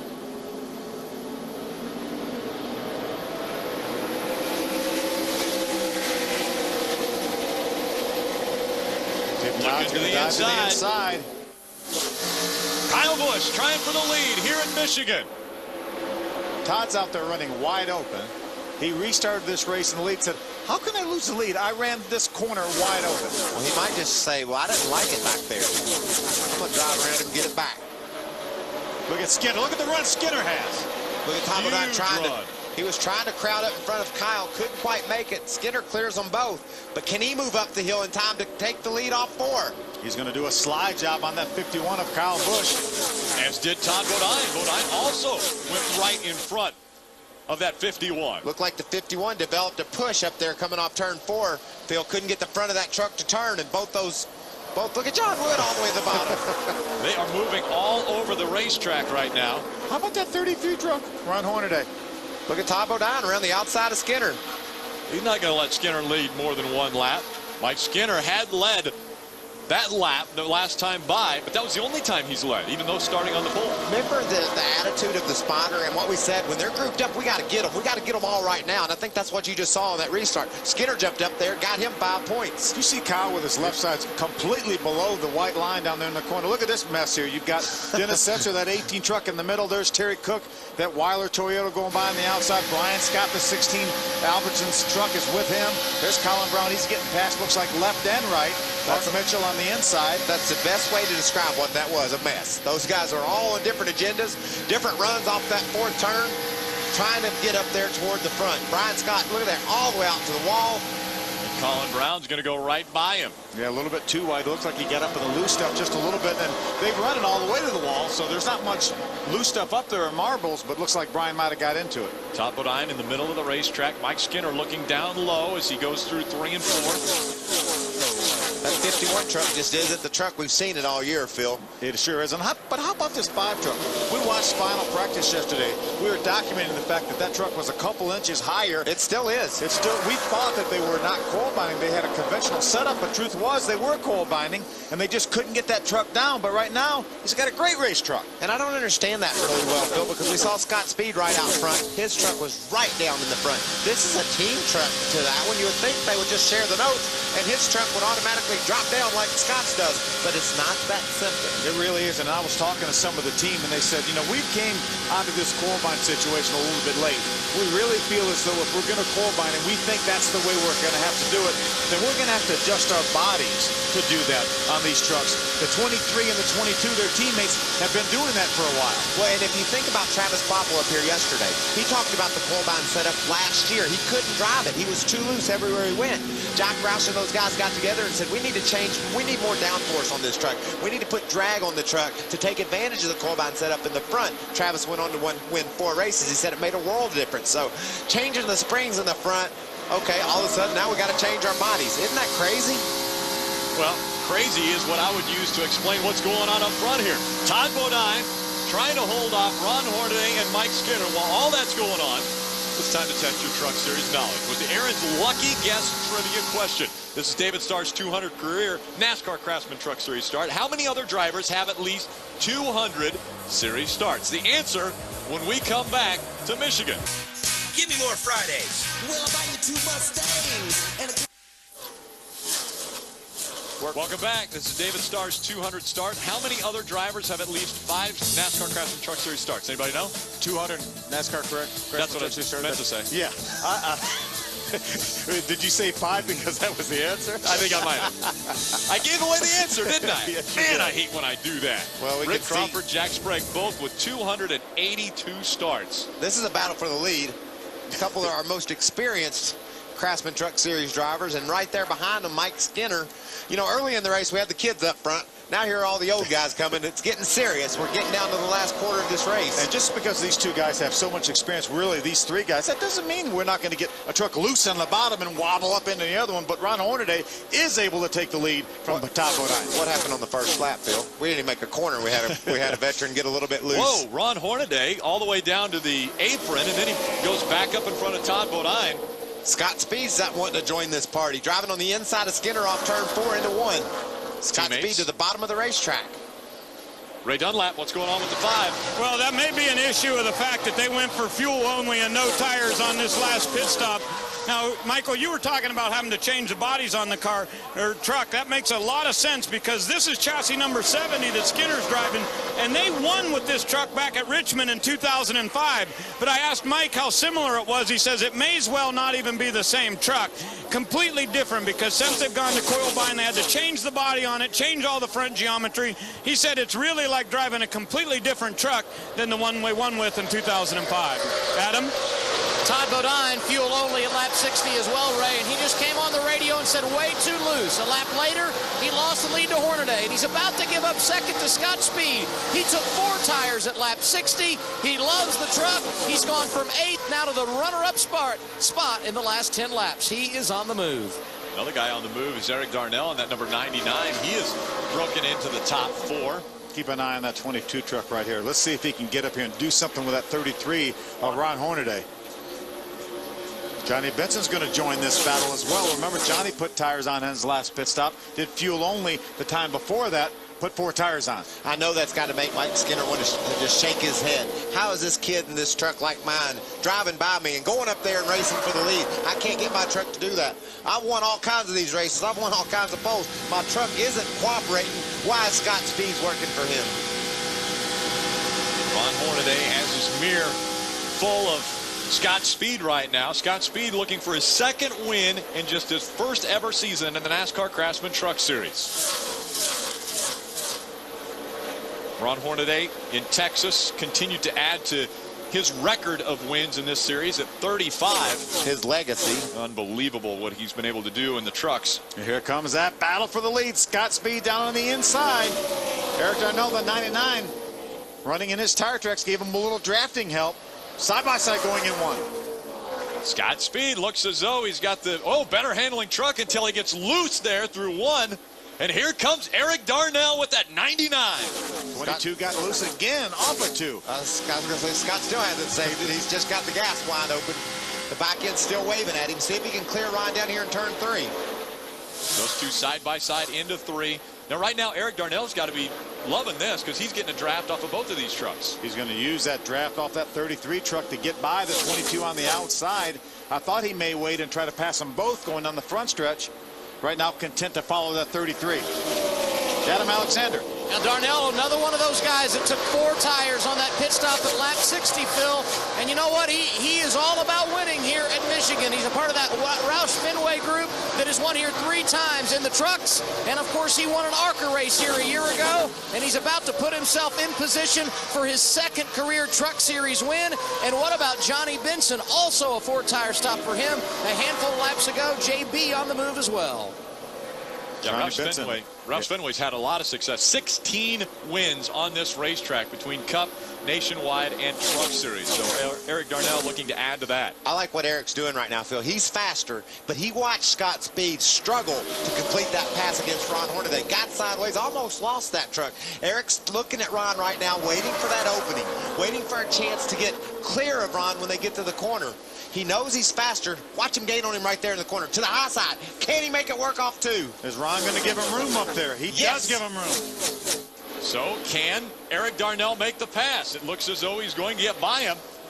No one else has been able to do it up to this point, but Darnell trying to hold on now. Hornaday back down to the bottom of the racetrack, battling for the lead once again. You hear Hornaday out of the throttle down there. Watch the right side of your screen. You're going to see that 23 of Johnny Benson.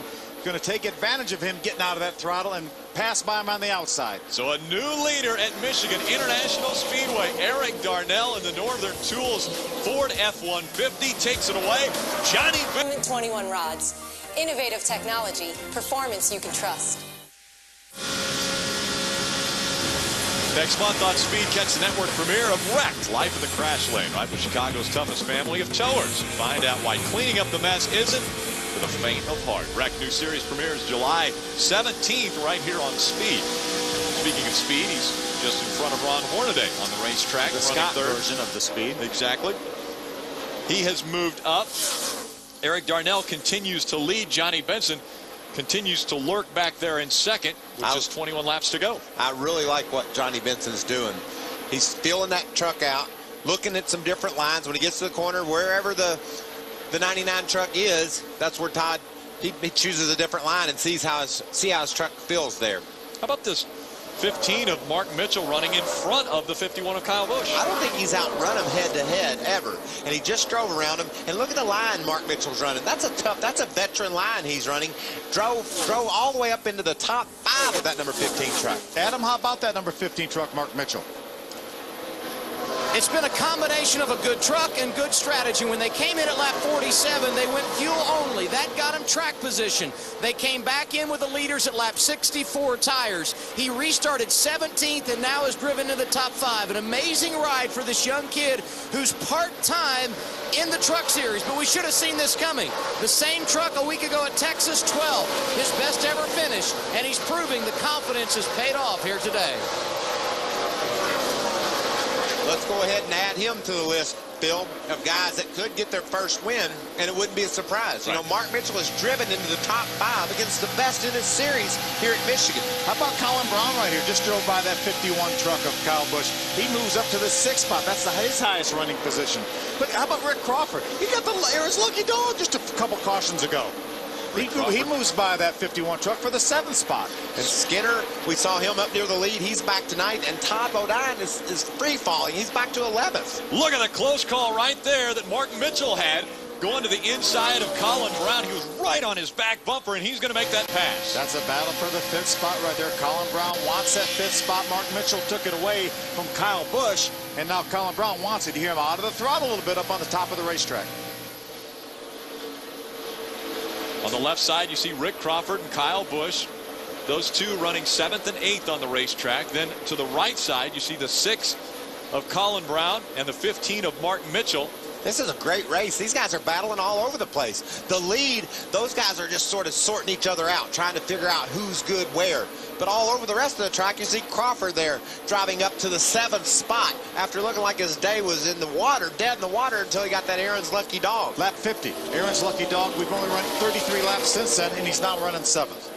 Remember what we said when that happened? We said he went to Texas with a point lead, had a crash, came here, down a lap. Maybe this Aaron's lucky dog will put some spunk in him, give him a bump in their step. He's taking advantage of that break. How about that 10 truck right there? Brendan Gaughan qualified all the way in the 25th spot. Moves around the 5 truck of Mike Skinner to take over the 9th spot. We talked to him during our happy hour show yesterday. He said, my truck is good. I like it on the high side of the racetrack, and now he's showing us. Brendan Gaughan runs the high side. Mike Skinner down on the bottom of the racetrack. Brendan Gaughan moving up into the top 10. Right now he's trying to take away the spot that Mike Skinner holds, which is 9th, so he moves into 9th. We're going to slip away one more time. When we come back, we'll see the race to the picture is clear. Donegal is a better value.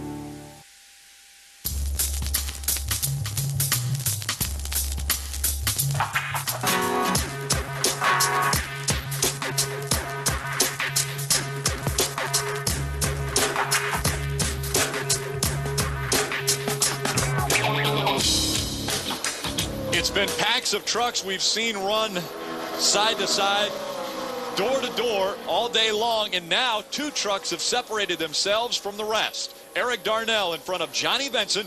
Eric Darnell looking to hold on and claim only his 2nd victory in this series. Johnny Benson hasn't been to victory lane in 2008. He looks to break into that win column this year. And riding along in 3rd, Scott Speed. He's just hoping those two get to mixing it up a little bit. He's matching their lap times. He's just about maybe just a little over a second behind them. Those two get side by side. He's right there on them. There's Matt Kraft on the 88 Menard Chevrolet getting by that 30 of Todd Bodine to take over the 11th position. Again, there's a battle for the lead. You see Scott Speed right there, just a little bit over 1 second behind the 2 leaders. That's what is he out of the draft right now? Because, I mean, he's still getting help, isn't he? Yeah, he's getting a lot of help, and he's lurking. He's just laying there, running the same lap times those two are, thinking, you guys get side by side, I'm going to come up there and make it 3 wide and take the lead. And that's how these races get decided a lot of times. These guys get to battling, and somebody slips in and gets them they didn't even see coming. Closing in on 11 laps of racing to go. That's 22 miles here at Michigan is all we have remaining in this Check that out. Battle. Mark Mitchell. Wow, look at him pull away from Ron Hornaday. He was just able to get by the 6th of Colin Brown to take over the 5th spot, and now he went after Ron Hornaday and took it. Contact. Contact there by Ron Hornaday, moving up the racetrack, gets right on the left rear quarter panel. Now Hornaday will try to take advantage of that position and drive deep into that 3rd turn. Mark going the high road, keep her wound up. Be interesting if he can keep Ron pinned down on the inside. Yes, he does it. Now Mark will just drive away from Ron. The last time by, Mark ran faster than the leaders and passed Hornaday. Get your river back. Get your river back now. Missed his exit off turn 2. About gave the position back, but now has cleared Hornaday. He's got a fast truck, Phil. Look at Kyle Busch. That's a battle right there for the 7th position. Kyle Busch, the 51 and the 10 of Brendan Gaughan, racing for 7th. Though the 14 of Rick Crawford in that battle. That's a teammate to Brendan Gaughan. And there's Mike Skinner, the 5 truck, trailing in 10th. Now they go nose to tail down the backstretch. Again, getting a little bit of a draft off each other. Brendan Gaughan breaking the air there. Now Crawford goes down. Skinner goes with him. Kyle Busch stays up high. Yeah, remember, Brendan Gaughan has won here before. He won back in the 2003 season. He also finished 3rd in this race last year. Brendan Gaughan 8 wins in his career, but he hasn't won since 2003. Here we go for the lead. Johnny Benson down to the bottom of the racetrack. Can't make the pass. Eric Darnell back by him on the top. Now look who's coming. Here comes Scott Speed. That's what he was waiting for. He's waiting for those guys to get side by side. Just one time. Just one time. That's all I wanted, and he's there. He's trying to take 2nd away from Johnny Benson down into turn 3. He's there, Phil. He is there. Let's see what he can do when he gets down to the corner. Johnny's going to fight back on the outside. Again, those two are teammates. Right now, they're thinking about who wants to get up there and race that 99 for the win. They're not thinking teammates right now. We're inside 10 to go. That teammate rule kind of goes out the window at that point. Eric Darnell pulling away from these two trucks. They need to get back nose to tail so they can work together to catch up to Eric. Well, I think both Johnny and Scott have a little bit better truck than Eric. Eric's got that track position, but they've both been able to close up on Eric. Johnny keeps the 2nd spot by running the high line. You watch them, Rick. They'll close right back down in on that 99. They get nose to tail once again, but a little gap between Johnny Benson and Scott Speed. Again, running 2nd and 3rd. Here's some more side-by-side racing on the racetrack. That's Regan Smith and the Morgan Dollar, number 46. There's the 09 right there. Bobby East, he had a great run last week. Top 10. He's up here battling in the top 15. Another guy we can't count out is Mark Mitchell. He is running fast on the racetrack. And he just got in the got into the wall off turn 4. Did a lot of damage. Got some fender up. That lap before that, I know those guys were battling. He was a half a second faster than the lead, but I believe his day just went out the window. Got up too high off 4 into the fence. Still got a good line up there, fast off turn 2, but that tire rub concerns me, Phil. It sure does, and you can tell the difference. You see the 33 truck, he was on the bottom of the racetrack, and it was obvious that it's flatter down there than it was up there where that 15 truck of Mark Mitchell was running. There's the tire going down. Yeah, there it went. That's probably going to bring out a caution. There he is right there, up into the wall right there. That was when he went into the wall. That was before he just got into the wall when the tire went down, and now the caution has come out. Man, he had a career day going. Hey, guys, remember on restarts how it gets to be, what did you say? A mess. A mess? A mess? We're about to see a mess at the end of this race. We're going to have a mess. It's going to be a single file restart because we're inside of 10 laps to go, but I assure you it will be a mess. It is going to be a mess. I don't think there's any way Eric Darnell takes off leading this race and makes it off turn 2 with that lead. I don't think so, too. If he does, he has done an unbelievable job because these guys will lay back on him. They'll try to get a run on him. They'll get to turn 1, and whatever he does, they'll do the opposite. Adam Alexander.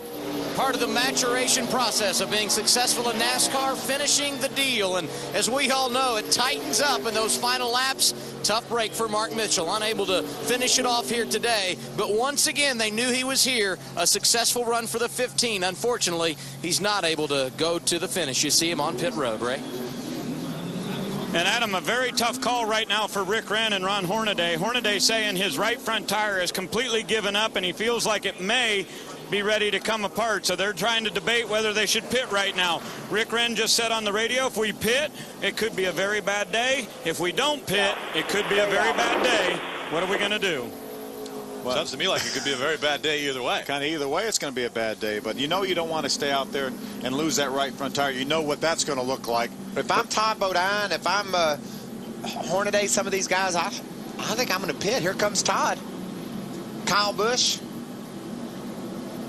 Seeing a couple of the trucks make their way down pit road. So Eric Darnell out there on an island. Adam Alexander. Well, and nothing to lose for a lot of these guys, but plenty to gain by coming down pit road. Todd Bodine, very, very loose after not taking tires on that last stop. In the long haul, hurt Kyle Busch as well because he went fuel only on that stop at lap 60. Both come in here, 4 tires, top off the fuel tank, and they'll see if they can make a run at it, Ray. 4 tires for Terry Cook in that Weiler Toyota. Boy, I don't know. 23 trucks on the lead lap. Can these guys get back to the front in that short amount of time, guys? I think so. I think some of these guys will challenge for this lead before this race is over. I know there's only going to be 3 or 4 laps to go, but they pitted, you know, from about 8th or 9th on back. So fresh tires that close to the front could be huge. I think the guys up front were counting on maybe more trucks staying out on the racetrack, that we have so few laps to go. We're only showing 5 laps to go right now. I know Eric Darnell was happy to see Scott Speed, Johnny Benson, some of those guys directly behind him not diving onto pit road. That gives them a cushion, a little bit of a cushion, not much of one. The earliest we'll see the green flag would be with 3 laps of racing to go. Lights are still on the pace truck. Take a look at how much Roush Fenway has dominated this racetrack. 16 total wins, 10 in the Sprint Cup Series alone. Yeah, tremendous record here at the Michigan International Speedway. He would sure like to add another Craftsman Truck Series win to that total right here today. I know how happy he was last year. We had a good shot of him on the pit box when Travis Quapple won this race. He was a very, very happy man. He may start doing flyovers at every race. This is going to be crazy, y'all. We got it set up for an unbelievable finish. Scott Speed right on Eric Darnell's bumper when they come to get this green flag. Tim Lopez letting him know one more time, 1 lap, until we get the green flag once again here at Michigan. Matt Pusha is the crew chief on that 99 truck of Eric Darnell. He was not happy to see this caution flag. Let's take a look back. This is Matt Pusha right there when the caution flag comes out. He's looking at the scoreboard right there. Oh, see it right? Not good. How bad does he want to win? Oh, please don't. you just want this so bad. He's looking at his replay now. He's probably going, okay, they saw that. They saw me get a little upset. Darn it. If I'm Matt Pusha, I'm telling Eric Darnell, I want to spin those back tires, keep those front tires cleaned off. We've got to get a career restart here. If he lets them get side by side with him into turn 1, he's liable to finish 7th or 8th. They're liable to be 4 or 5 wide by the time they get to turn 3. Couple young guys up in front of Johnny Benson. Ray, what are they thinking about this restart? Well, Trip Bruce is telling him, make sure you're careful with that truck. He's driving chassis number 60. It won 4 races in 06. One of those was at Milwaukee. It won 2 races last year. One of those was at Milwaukee. And guess where we go next week? Milwaukee. Adam? And Eric Darnell leading on this restart, but you look at the pit box, no Jack Roush. You wonder why? Well, the flyover earlier, he is back here at the track, but he said he's staying away from pit road. He doesn't want to be a jinx. You better believe if Darnell wins, Jack Roush will be on his high horse to get in here and congratulate his team. This is what it's all about here. He was already on his P51 earlier when the anthem was over. A critical restart right here for Eric Darnell in the lead. For several guys. You got Ron Hornaday lurking back there in 4th. Johnny Benson doesn't care what happened at Milwaukee last year. He wants to win this race today. 3 laps of racing to go. Green flag back in the air. Eric Darnell, a great restart. Just in front of Scott Speed. Johnny Benson lays back. He's got Ron Hornaday all over his back bumper. Look at Hornaday move to the inside of Johnny. He's going to hold that thing down. He had to pedal a little bit. Johnny may have the momentum on the high side. Here comes Colin Brown looking at the high side of Johnny Benson. Trying to take the position away from Ron Hornaday. They're side by side down the backstretch. Here they go, 3-4 wide down the backstretch. You see Tom Bodine in the center of your screen and Kyle Busch both on fresh tires driving up beside the 46 of Regan Smith. Look at Johnny go on the outside of the 22 of Scott Speed. Those 2 guys with fresh tires are not that far back from our race leader, Eric Darnell, still trying to hold them off. Tom Bodine is coming, boys. Hey, guys, how about that 10 truck of Brendan Gaughan up to the 4th spot already. And closing in on Johnny Benson. When he gets to turn 1, he'll try to go to the outside of Benson. Is there going to be room for Brendan to look up there? We're inside of 2 laps to go. It looks as though Ron Hornaday backing off now as he's got to catch that truck. Here comes Todd Bodine. And those 4 new tires right there. He's on it. Todd Bodine next time. Ron Hornaday battles back on the outside. Ron Hornaday decided, hey, wait a minute. Todd makes easy work of him when they get to turn 3. He's only got 6 trucks ahead of him. 5 now. Look at that run through the center of the corner. There's Colin Brown right there. Again, Colin's Darnell in the 5th spot. has 2 truck length lead over Johnny Benson. He's taken over second. Benson's gaining on him. Ty Bodine makes another move on the inside of the 6 truck. Final lap, inside of 2 miles to go. We're riding along with Colin Brown. Oh, we got a spin. Problems in turn number 1. No Sliding caution. is Ron Hornaday. No caution. These guys are racing back. No caution. Ron Hornaday off the racetrack. The field gets through 1 and 2. They stay green. Eric Darnell tries to hold off Johnny Benson. Here he comes looking to the bottom of the racetrack. Johnny goes right down to the bottom. What a great job by Eric Darnell. Here comes Ty Bodine. Johnny Benson looking to the inside. It's door to door as they come to the start-finish line. Johnny Benson trying to get it. He's going to go across the start-finish line. They were almost identical across the start-finish line. We still haven't seen as they have updated the scores. We couldn't tell. We're right on the start-finish line, and we could not tell who won the race. They're going to have to go to the camera. They're saying it was that close to find out who won this race. Johnny Benson and Eric Darnell were side by side when they went across the start-finish line. Let's see what we have on our camera right here. Here comes Johnny Benson. He's on the inside right against the gravel. And Johnny Benson right now has the edge. But not for long. Here comes Darnell with the momentum on the high side, getting that side draft to the line. Closing in on the start-finish line. Eric Darnell. A dead heat. I think it's Eric Darnell by I inches. don't know if Johnny Benson might not get the nod here. This right here may be the closest finish ever in the history of the NASCAR Craftsman Truck Series. Thanks a lot, guys. You guys are awesome. Good job. They're claiming Eric Darnell gets the win. It's win number 2 for Darnell. Adam Alexander. Guy that knows all too well about what it's like to win in Michigan. The truck owner, Jack Roush. You had to wait a while, but Jack, congratulations. What a finish. Well, I appreciate that. You know, Eric was really good today. I was out doing some other things and missed the beginning of the race. I don't know exactly how it ended, but he was really motivated, and he deserved this, I'm sure. When you see the tape, you won't believe it. Jack Roush going to victory lane for the 4th time in his Truck Series career here at Michigan. You ever seen a man that deserved to win? It was Eric Darnell. Perfect restart. He kept him off of him for a lap or 2. Johnny Benson charged on him at the end. Johnny was looking high on Eric when they got to turn 1, so Eric moved high in 3 and 4 to block his line. Johnny said, I'm going low. Man, that was a great race. And again, this all culminated back behind them. The 33 of Ron Hornaday got knocked in the back. Looked like the 51 of Kyle Busch may have made contact. That turned him around. Now the field was able to go through there, so we stayed green, and that enabled these 2 trucks to race to the start-finish line. I love NASCAR in this position. There's another view right here. Watch that 51 truck right behind the 33 of Ron Hornaday. NASCAR set on that caution flag. They knew Ron had spun down out of the way. And on your bumper. Definite contact right there. He was trying to save it. That's your point leader spinning around down there in turn 2, Rick. Sure enough, he got turned around. When he finally got it going again, he ended up 23rd unofficially on the scoring. And the points up front were tight. Take a look at the way this one finished. Johnny Benson's going to go all the way down to the apron. Eric Darnell follows him down there to get that side draft, and then almost a dead heat at the line. Johnny Benson got away from Eric as fast as he could, but Eric came and found him. What a finish. What a finish. Unbelievable how close that was. And the closest finish. The 3 wide third, by the way.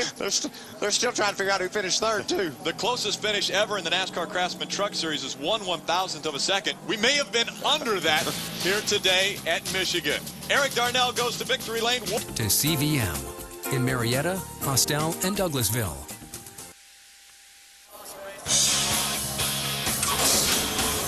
Now let's see how Eric Darnell and his Northern Tool and Equipment number 99 team had the winning touch in today's race. What a smart race Eric Darnell drove there. He drives by the outside of that Camping World Chevrolet Ron Hornaday. And here it is right at the line here.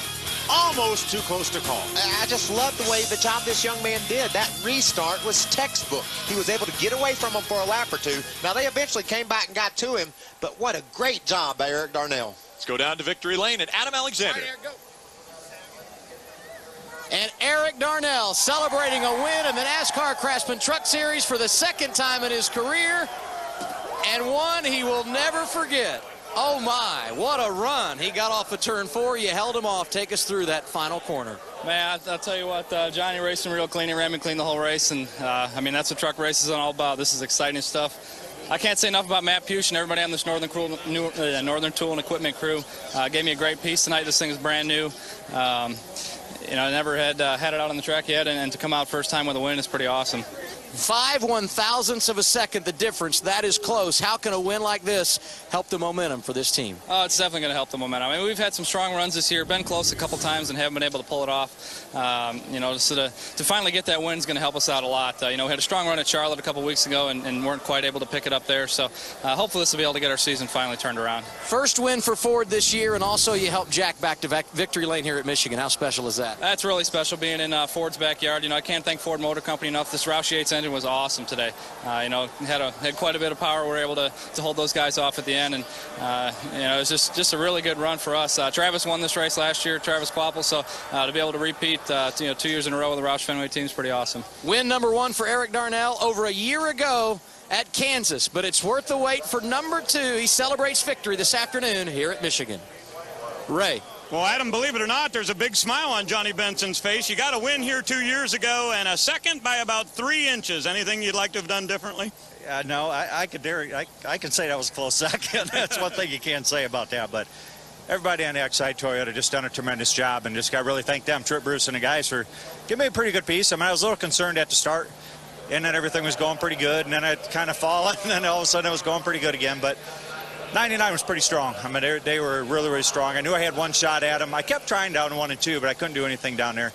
And so I tried that last little bit. Thought I had a good enough run on them, but man, I don't know. He just got back by. But Toyota and everybody's done a great job. Got to really thank Toyota Certified Used Vehicles.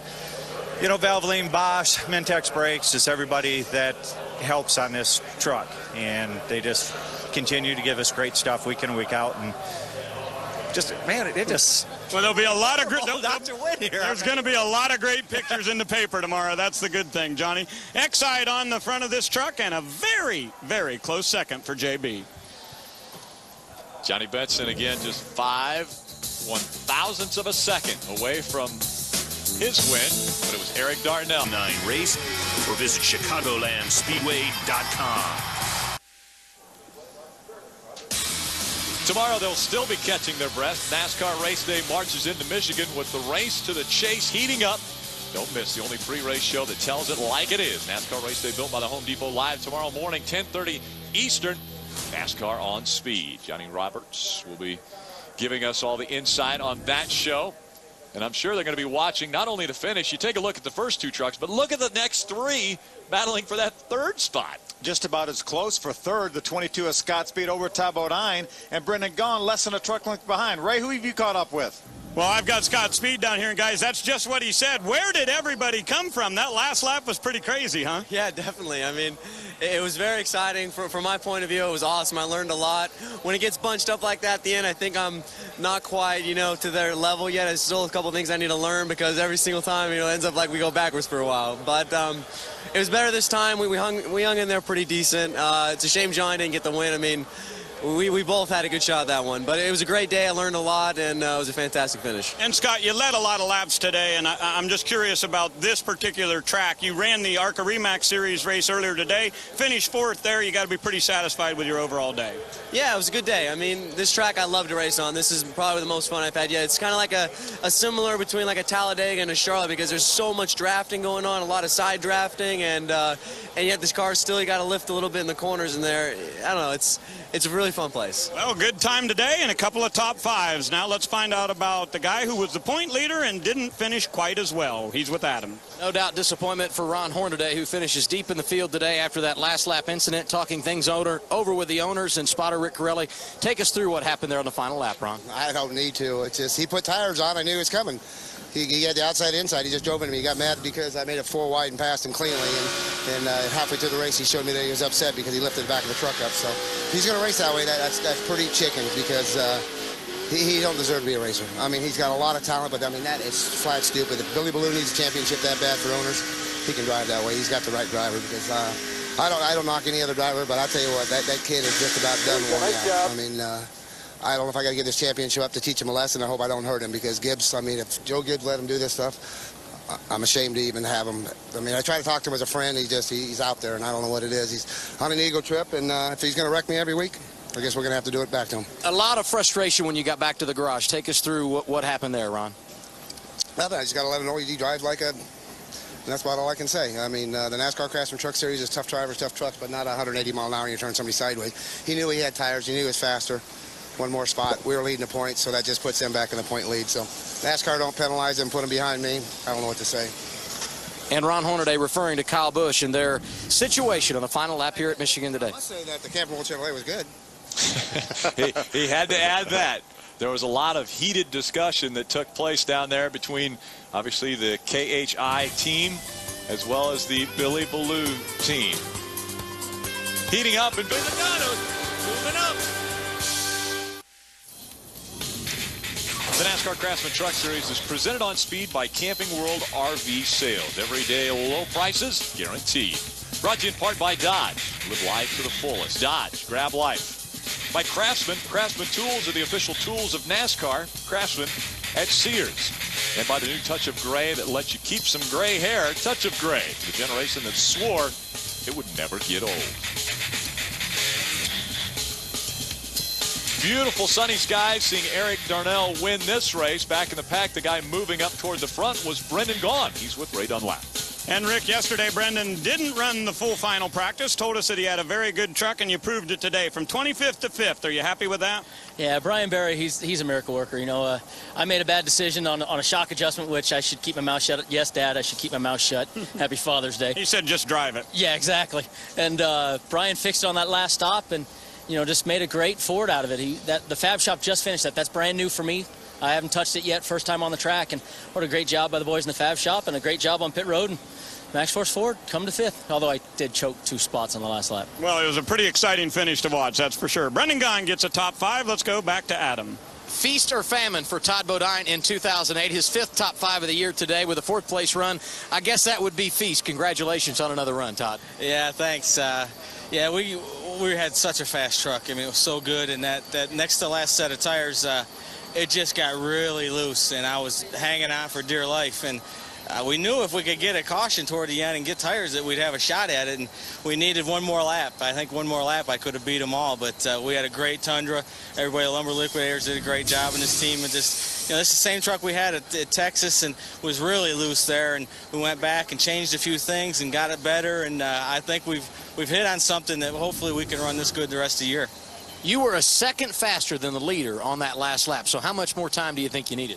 Well, I think one more lap. I think, you know, if they were side by side down in the corner, down into one, my fresh tires, I was running wide open, and I would have run right around the bottom and probably got in front of them off the corner, because when they're too wide like that, they're hanging on for dear life. They both had old tires, and I had new ones. I think one more corner and we'd have been in first. 4th place run today for Todd Bodine, and unofficially 2nd in the points as we head to Milwaukee. I think I would agree with Todd Bodine. Yeah, one more turn. I think he could have had the lead by the middle of turn 1. Absolutely. Take a look at our unofficial results. Eric Darnell, Johnny Benson, those two only separated by 5/1000ths of a second. 3rd through 5th, probably another 10/1000ths of a second separated those two. Yeah, Donnie Lee with a great run, finishes 12th. Justin Marks gets a good top 15 run, as well as John Wood. Ron Hornaday sliding on that last lap all the way back to 23rd. He slides out of the top spot in the points. Saw Jack Sprague there in the 30th spot. Kevin Harvick Incorporated, we saw them on top of the game a couple weeks ago. Here they are having a tough day. Teams will be talking about this finish for quite some time. Eric Darnell. Support, and we hope you enjoyed today's broadcast. Heart rate's just starting to get back to normal. The Cool City Customs 200 with a fantastic finish. Let's go back down to Adam Alexander. And he led the Rookie of the Year point standings by 11 coming in. You pad that lead with another top 10 finish. Congratulations, Colin Brown. Well, thank you. Everybody here on the number 6 Conway Freight 450 truck did a great job today. You know, we had a real good result. We're real happy with 6. You know, congratulations to Eric and those guys. They did a great job, and it's cool to see, you know, a Roush Yates Ford engine here win in Jack's backyard. So that's pretty cool, and certainly excited about that. But, you know, my guys did a great job on pit road. We just didn't have quite enough there at the end. Just got a little bit tight behind those trucks, and we were just kind of, you know, we were giving everything we had. We just didn't have enough. Eric Darnell celebrating today, and I got a feeling it won't be long before we see this guy in victory lane himself. Still looking for that first win is Colin Brown. And I tell you what, it wasn't that long ago, as we look at our official Truck Series unofficial Truck Series points, Johnny Benson for the first time in the NASCAR Craftsman Truck Series is leading the points race. But I was going to say, it wasn't that long ago when we had a very good and close finish at Atlanta Motor Speedway that really almost mirrored what we saw today. Yeah, we've had several at Atlanta, but look, 119 points all the way back to 9th. So this point battle is completely up in the air. And there was a time when Skinner was out of the point battle. I mean, he had a terrible start. Not in the top 10. Just fought his way back into contention now to be a point leader before we get to the end of the season. Are you sure Johnny Benson's never led the first time? I got that straight from Russell. I'll be darned. And Russell knows all. The hat dance continuing for Eric Darnell. Our next NASCAR Craftsman Truck Series race is Friday night. The setup begins at 8:30 with Chris Devota, and then the action will once again commence at 9 o'clock. Milwaukee 200 is the next race for the NASCAR Craftsman Truck Series. It was Jack Roush who led the flyover right after the national anthem. The green flag came out, and that's when everything went out the door. What a mess, Phil said. We saw several messes during the course of the day. Truck spinning, great battles all throughout the field, especially at the front. Even on the last lap was a mess. Yep. They were sideways on the last lap, and they were